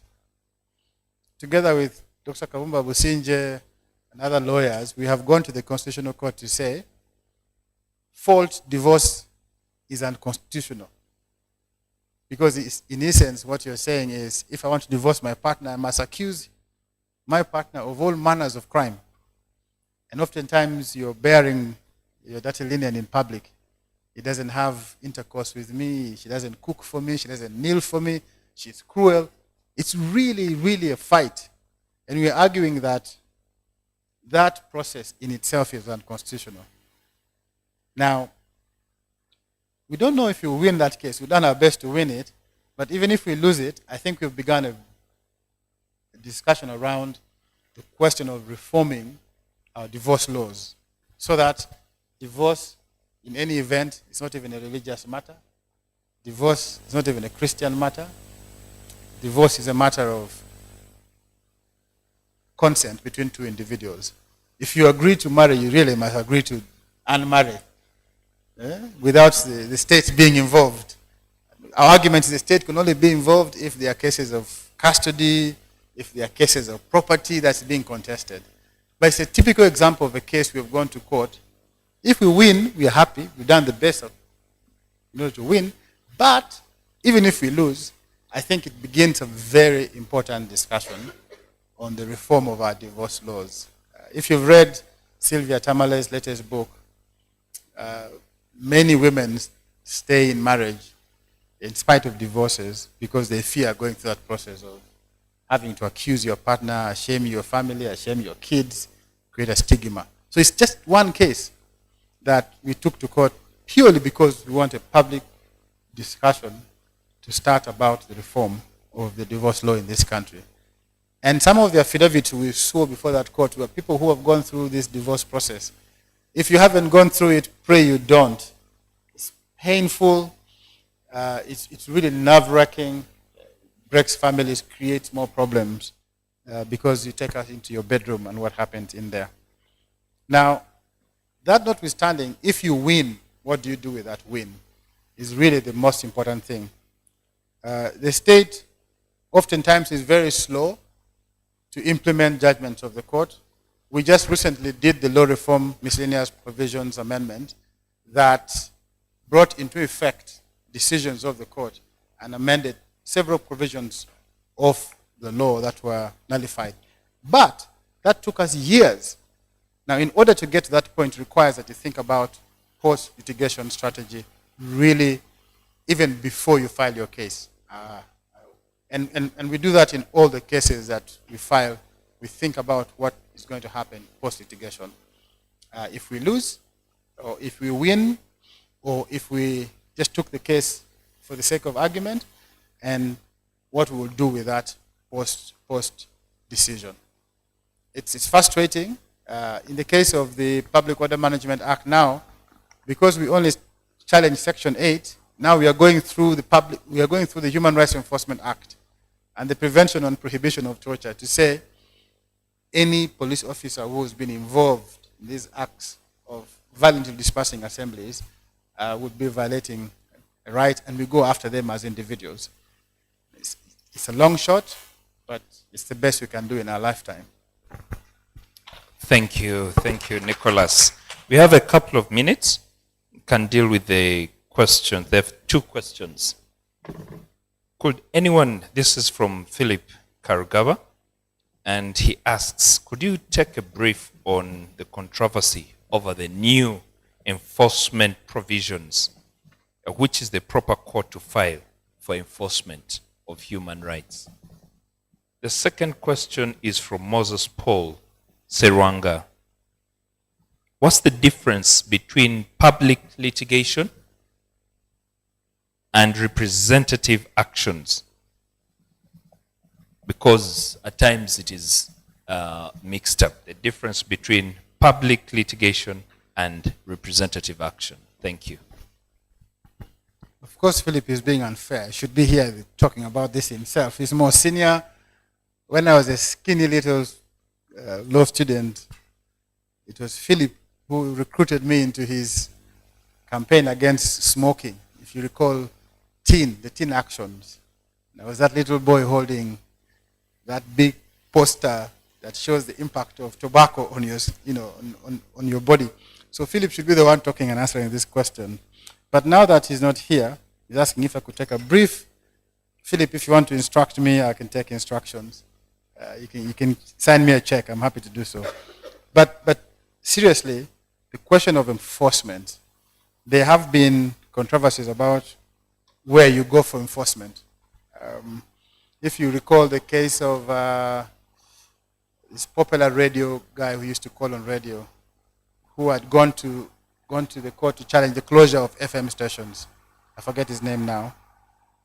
And that case went up to the Supreme Court because there's this decision about what is the right procedure, what's the right court, do you bring this by notice of motion, chamber summons, a plaint?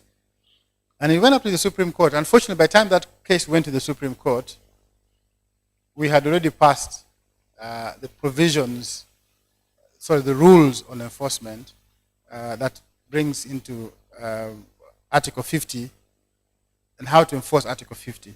And those rules are very clear. The human rights enforcement rules are very, very clear that any challenge for enforcement of human rights has to go to the High Court by way of notice of motion. There's a template provided in the schedule to the rules, and that is the place for enforcement, really. My argument is that there are instances where interpretation can lead to enforcement.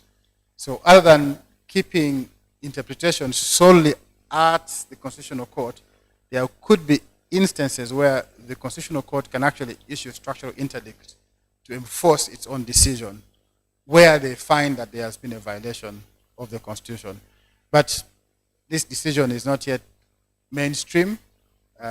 Judges, I guess because of case log or just because of being simply stickler to what the black letter of the law says, are really bent towards enforcement being a high court function, and only a high court function. I hope that there will come a time when it is just not solely a high court function, because sometimes interpretation can arise from violations and require enforcement. So other than go through a process of interpreting a law and then asking you to go back to the High Court to enforce it, the Constitutional Court should have, and I think has the mandate, if they apply their rules expansively, to enforce human rights violations as well. Now, Moses, public interest litigation and representative actions. First of all, they are different in terms of procedure. In public interest litigation, you don't have to be a victim. You don't have to be affected by the actions complained about. In fact, sometimes the actions complained about need not have occurred as long as it is threatened. That's the wording of Article 50 of the Constitution.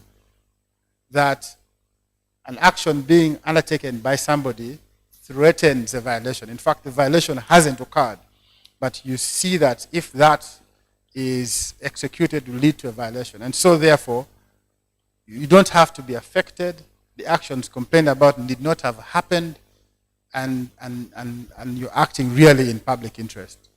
On the other hand, representative actions or suits really is about private rights of a collection of individuals who have suffered harm. Okay? In that case, you even have to ask the court to allow you to sue collectively or sue in the names of other people. You don't have to do the same in public interest litigation because of the locus standi that's been provided by Article 50 of the Constitution. Any person who is aggrieved or who thinks a right is being violated can sue. But on the other hand, you have got to go to court, ask for the court's permission. You must present all the names of the people in whose names you're going to act. In public interest litigation, there may not even be a list of people affected by what you're complaining. but you have a complaint, you can still lodge it. On the other hand, in the other suit, you have to have a list of people who are impacted. There has to be an actual cause of action, a violation that has occurred, a right that has been abused. Then, with the permission and only with the permission of court, will you be allowed to file a suit in their name. And you must demonstrate that you have instructions from all of them to represent them. So that's the distinction, numbers notwithstanding. Sometimes the numbers could easily amount to a public, but doesn't necessarily mean that's a public interest litigation case. It's a case for specific stated set of individuals for specific violations that have already occurred, and they're normally, usually, they're of civil nature. They're seeking for compensation for those individuals who are listed as parties in the suit. In a public interest litigation, oftentimes the objective is not money. Money might be a consequence, but the objective is not money per se or compensation per se. That's why in many of those cases there is no cost even if you lose, because you're acting in the public interest. But you must demonstrate that you're acting in the public interest. But before I take leave, let me just note two trends that I see that is causing a lot of problems at the civil division of the High Court. Go and take a list of many of those cases. It is clear that the people who have filed those cases are after money and not after an enforcement or after a public interest. They're just after money, and the courts are seeing this, and that's why the courts are dismissing many of those cases, because many people are not doing this in public interest. They're looking for a cut, looking for money. And this is how it happens, and I'm telling you this is trade secrets, and I'm not going to name names. I have on my desk more than 100 letters. A lawyer files a case in some part of the country and then runs to you and says, this is in public interest, you give me money for it. I have letters, and you will be embarrassed. And so really, that trend is a disservice to the practice of public interest litigation. And those of you who are attending this training, you've paid for it. If there's anything you must take home, it is that you must act in the public interest. Solely acting in the public interest to create impact. Because if it is about money, then go and file a civil suit. Go and file a civil suit.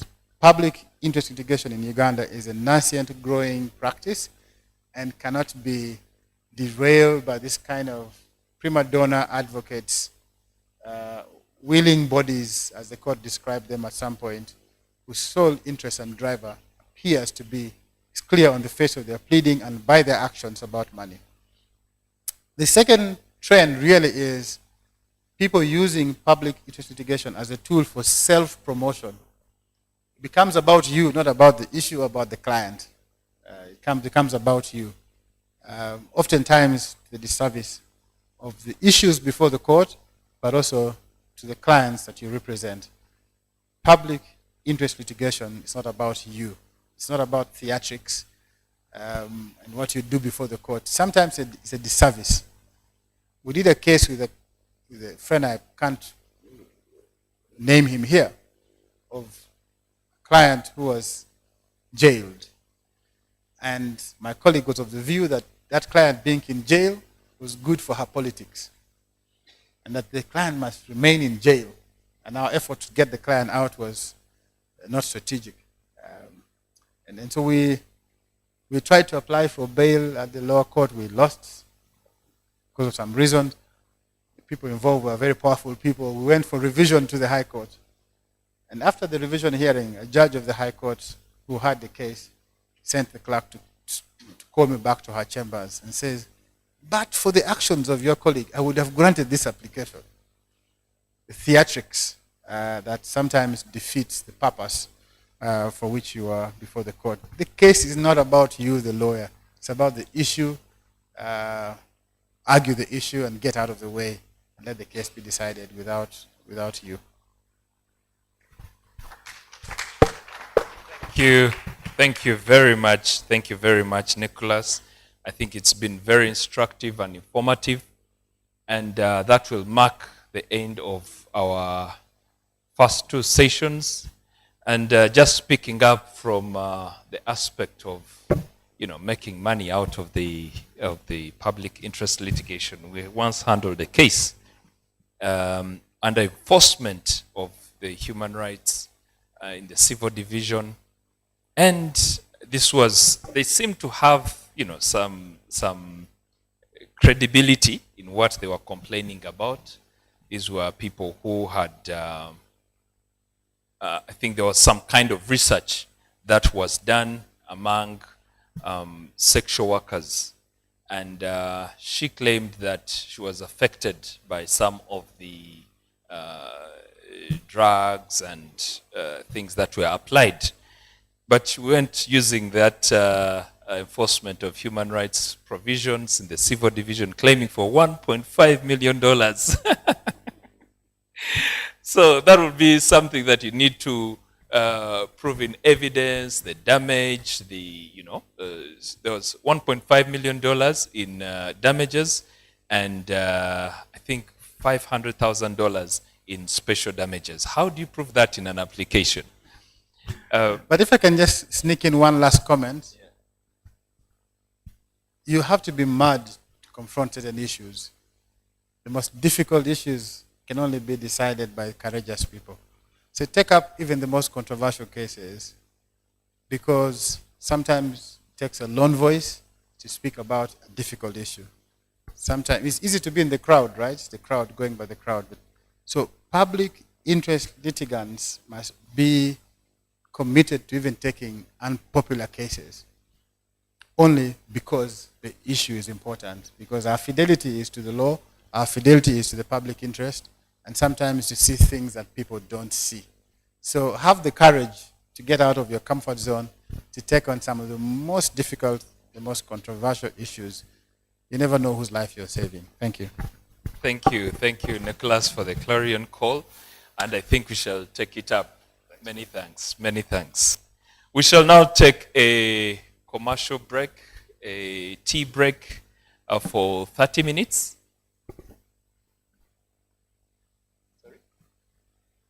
For 10 minutes. Okay, we shall take a break for 10 minutes. Our speaker is already in the house. We shall be here at 11:10. Those are 12 minutes. For the guys online, let us link up at 11:12. Thank you.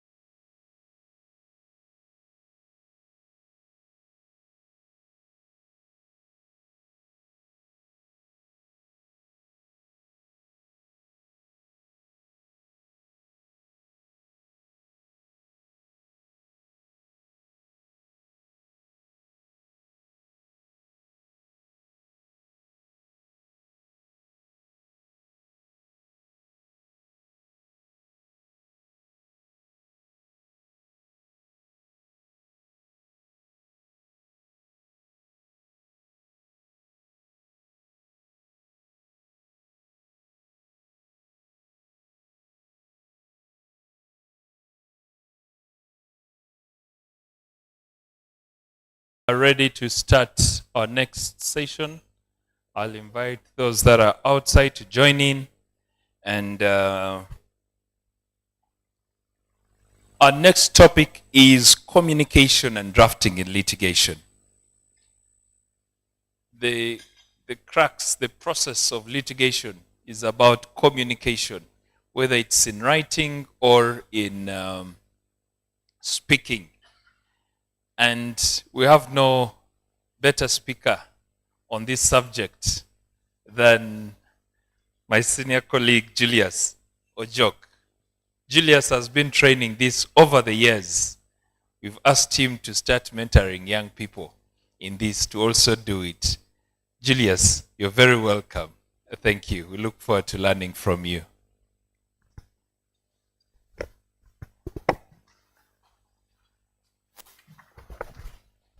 Thank you very much for those kind words. Good morning, colleagues. I bring you greetings from Gulu. I must say I am exceedingly grateful, one, to Senior Counsel James for the opportunity to make this presentation every year. From the time we started this series, communication has always been on the program. I am grateful for that. I am also grateful for the time that I've been given. I think it's adequate time. I'm not going to complain about it.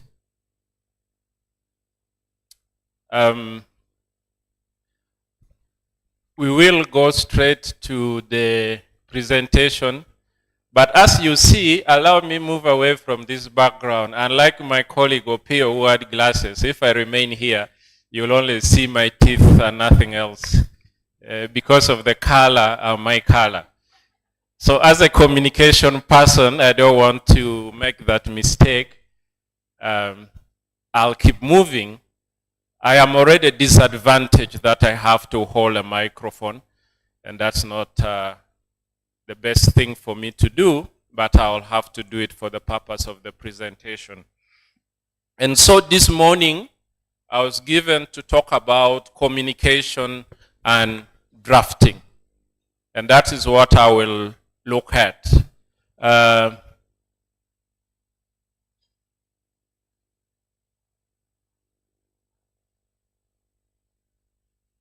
So we'll start with a flashback. And last year, we did look at communication and control. In most cases, we want to have control. And that is something that has interested me over the years. How do I have control when I'm in the courtroom? You find that there are certain attorneys who are really very disruptive. Sometimes it's not the attorney, sometimes it's from the bench. And so you want to have control of what you've prepared, and that is what we looked at last year. And the message then and still is, control starts with you.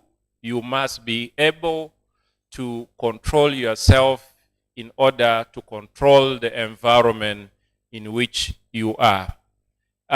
Over the years, we've looked at effective communication, and specifically courtroom communication.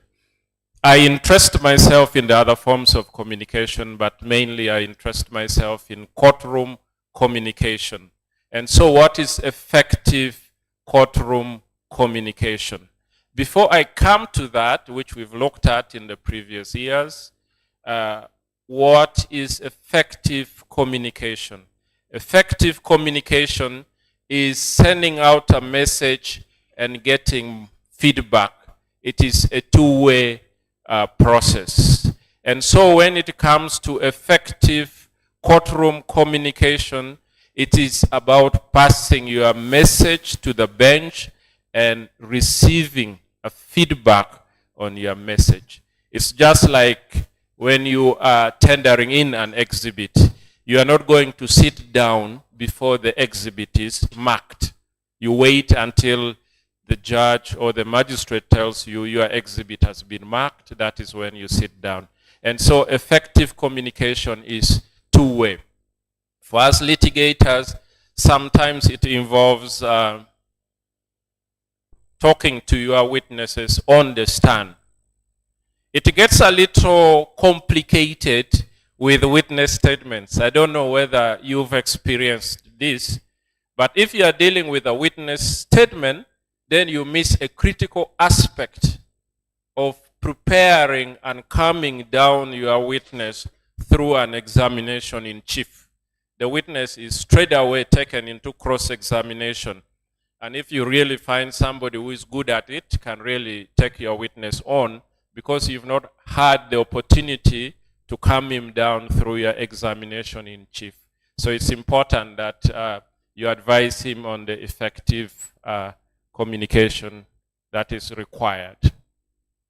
So when we talk about that, there is a quote that I gave you the other year, which says, "Don't tell me the moon is shining. Show me the glint of light on a broken glass." And this was Anton. I remember clearly when I gave you this quote from Anton, we were at Imperial Royal. And I asked those who were in the room then to describe to those who were attending online how the room looked like. Is that something difficult? Was there anybody in that training who is here?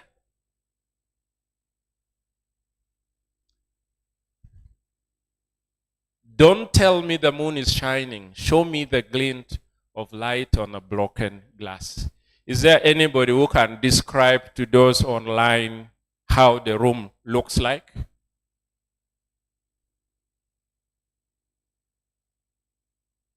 And that shows you how difficult it is to prepare pleadings.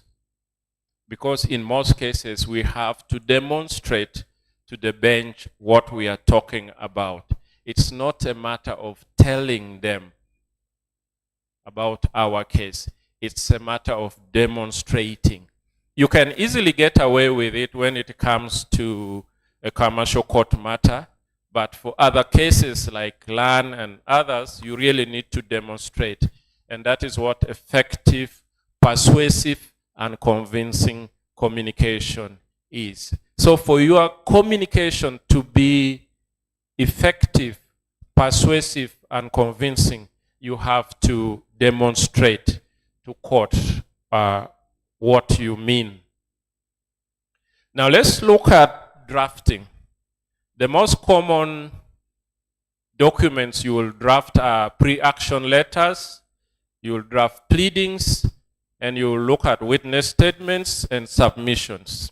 These are the most common documents for us who go to court. All these documents require different considerations when you are preparing them. And I will just quickly go to the guiding principles before I come back and look at them again. So in preparing these documents, in drafting this document, you ought to ask yourself, what is the purpose of the document? What is the interest of your client? And what is your purpose? You are the one drafting it. And who is the recipient? I once had a letter written to the bishop from my farm, and in the concluding paragraph, it was saying, should you in your wisdom choose not to consider blah, blah, blah. And I asked my associate, what did you have in mind? Would you write such to such a person? Sometimes you are writing to your colleague who is receiving that letter. What is the language that you are going to use? So who is going to receive your letter? Sometimes we are writing to the client, but you know the letter will end up somewhere. What is it that you are communicating? What is your purpose? You need to understand your purpose as a lawyer in the transaction, in the letter that you are drafting. I do a lot of ADR. And so I figure out my role in drafting that letter. What is the interest of the client? Okay? Does the client want to go to court or not? And so that will inform my letter. What is my purpose? My purpose is to look after the interests of my client. And if my client doesn't want to go to court, it is my role to ensure that I write a letter that will not escalate the matter to the court, but ensure that the other party receiving it is able to see the value in ADR not going to court. And what is the purpose of the document? Sometimes it's a debt. So does writing that letter enable you to recover? Or the other side will say, to hell with your request, I'm not going to honor it, do whatever it takes. So you need to pay attention to these guiding principles when you are drafting the documents. And so we come back to the pleadings. I am glad that Senior Counsel James has already talked to you about the training in July. I will be there, and we will talk about this and go through some of this. Some of the things we do is the case analysis. Over the years, there's been slight improvement. But those days you'd find in the alternative, in the alternative, in the alternative. Now you ask the person, what do you really need? What do you really need? So it is important for us as litigation lawyers to have focus and to have purpose in our pleadings. Only time I plead in the alternative in my pleadings is when I'm having a case of negligence, and recipsa loquitur becomes an alternative, which is almost like a legal principle that if you can't prove negligence, then the facts should be able to speak for themselves. Never do I allow myself to say in the alternative, we'll say this. If that fails, we go for this. No. You should have clarity and focus. Witness statements. How do you prepare your witness statements? Many of you, when you go to these primary schools, you find a lot of messages written on the compound. They call it a talking compound, right? Is you are pleading, talking, or you are writing a novel to the judge and the opposite counsel? Do we hear the voice of your witness, or is it the lawyer who is speaking through the witness? In most cases, I do a lot of land litigation these days. A bona fide purchaser for value without notice in a witness statement. Have you come across that? Now, if you ask the witness to explain that, would they be able to explain it? So who is talking? What's the purpose? We go back. What's the purpose of the document? And what is your role as a lawyer? And so you should be able to interview your clients, get the facts from your client, and help your client through that document. Make it acceptable to court, but in the words of your client, so that the client should be able to understand. The next one is the submissions. Increasingly, the witness statements mainly started from the commercial court. That's where we had it, and recently it has now been passed into our CPR. We used not to have it. When I started practice, there was nothing like witness statement. You would just go for the oral testimony. And so you would lead your witness through it. It still has its own challenges. Some judges still prefer that you file all of them at the same time, whether you're a defendant or plaintiff. My personal view, and I always insist on it, that if I am a defendant, let me get the other side and then I reply to it. Just the same way it would be with oral testimony, so that I don't put something which is irrelevant because I am replying to what the witness of the plaintiff has said. But that is it. So you need to avoid irrelevant statements, and we are going to shortly look at the guiding principles again. So when it comes to submissions, there are these quotes. One is from James, and it says, "Argue to the judge, not with the judge." Many of us have argued with the judicial officers, but your role in that submission is to make a convincing argument to the judge. Avoid arguing with the judge. In most cases, when we go through a trial, we get a hint from what the judges are looking for. You're cross-examining, and the judge is telling you, "Counsel, where are you going with that line of questions?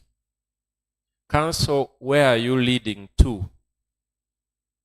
And so it's important that you take in that communication from the judge and you be able to understand it.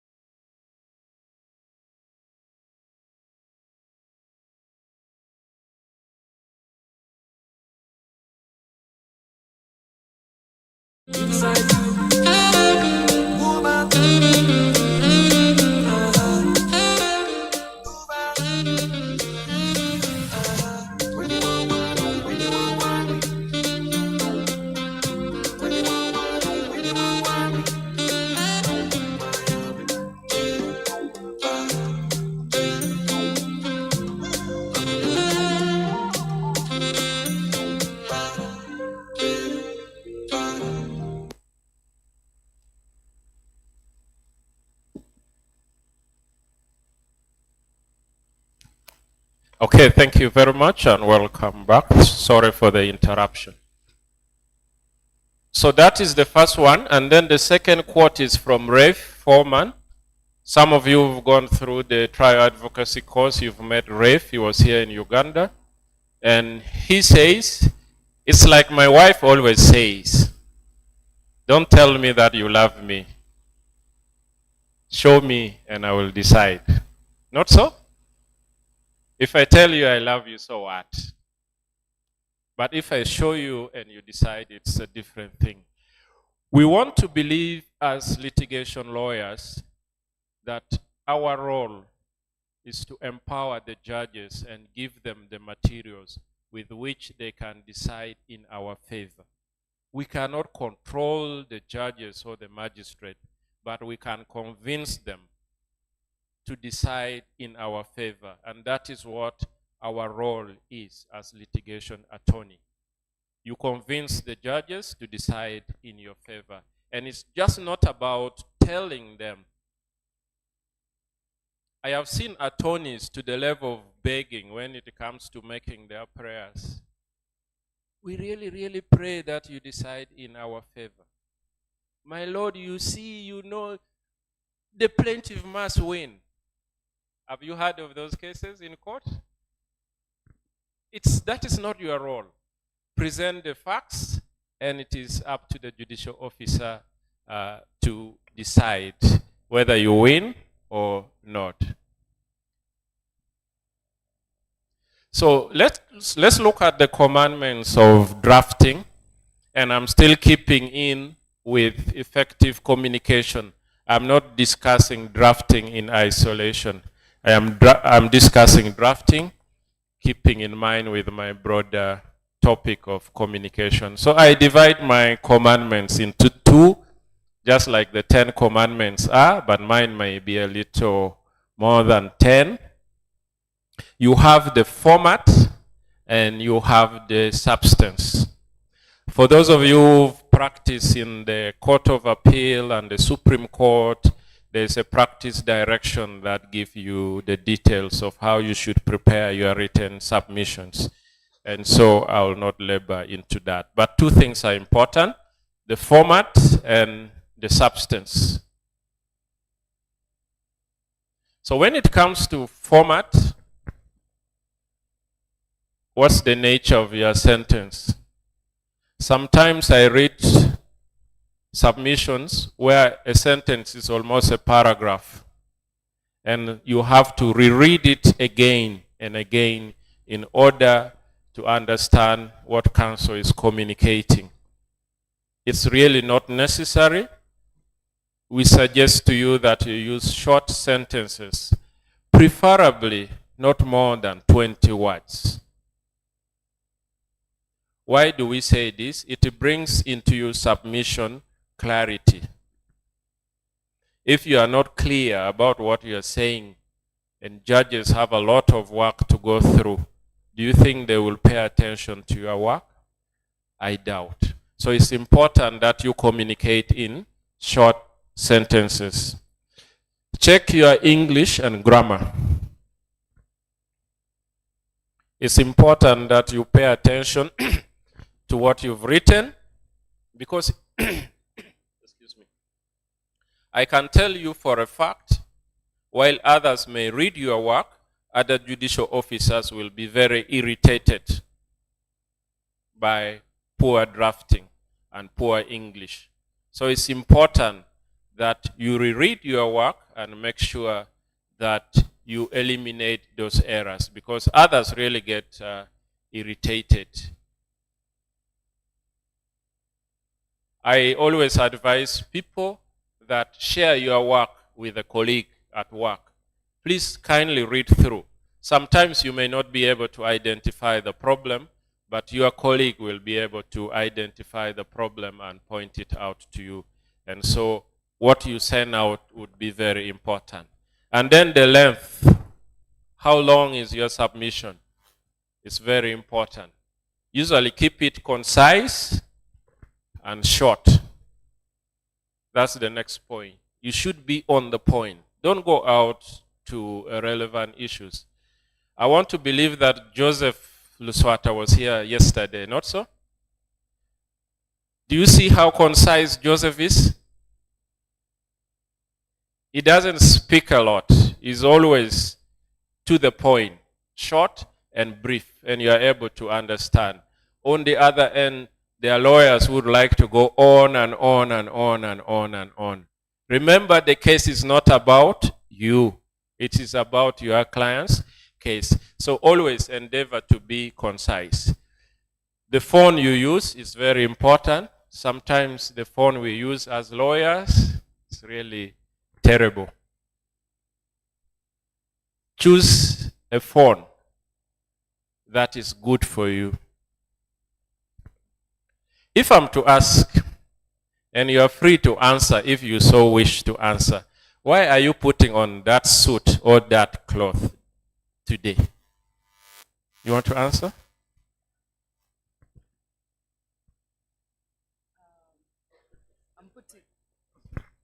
I put on a dress because it is convenient. I'll put on one piece. It is convenient and yeah. Anybody else? Let me hear from my colleagues here. Why are you putting on that dress today?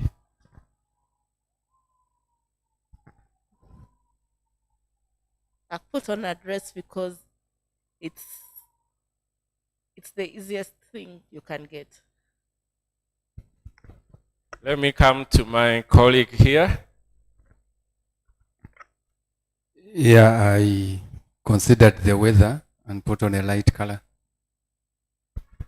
Let me come to Philip. I just woke up and I'm like, okay, this.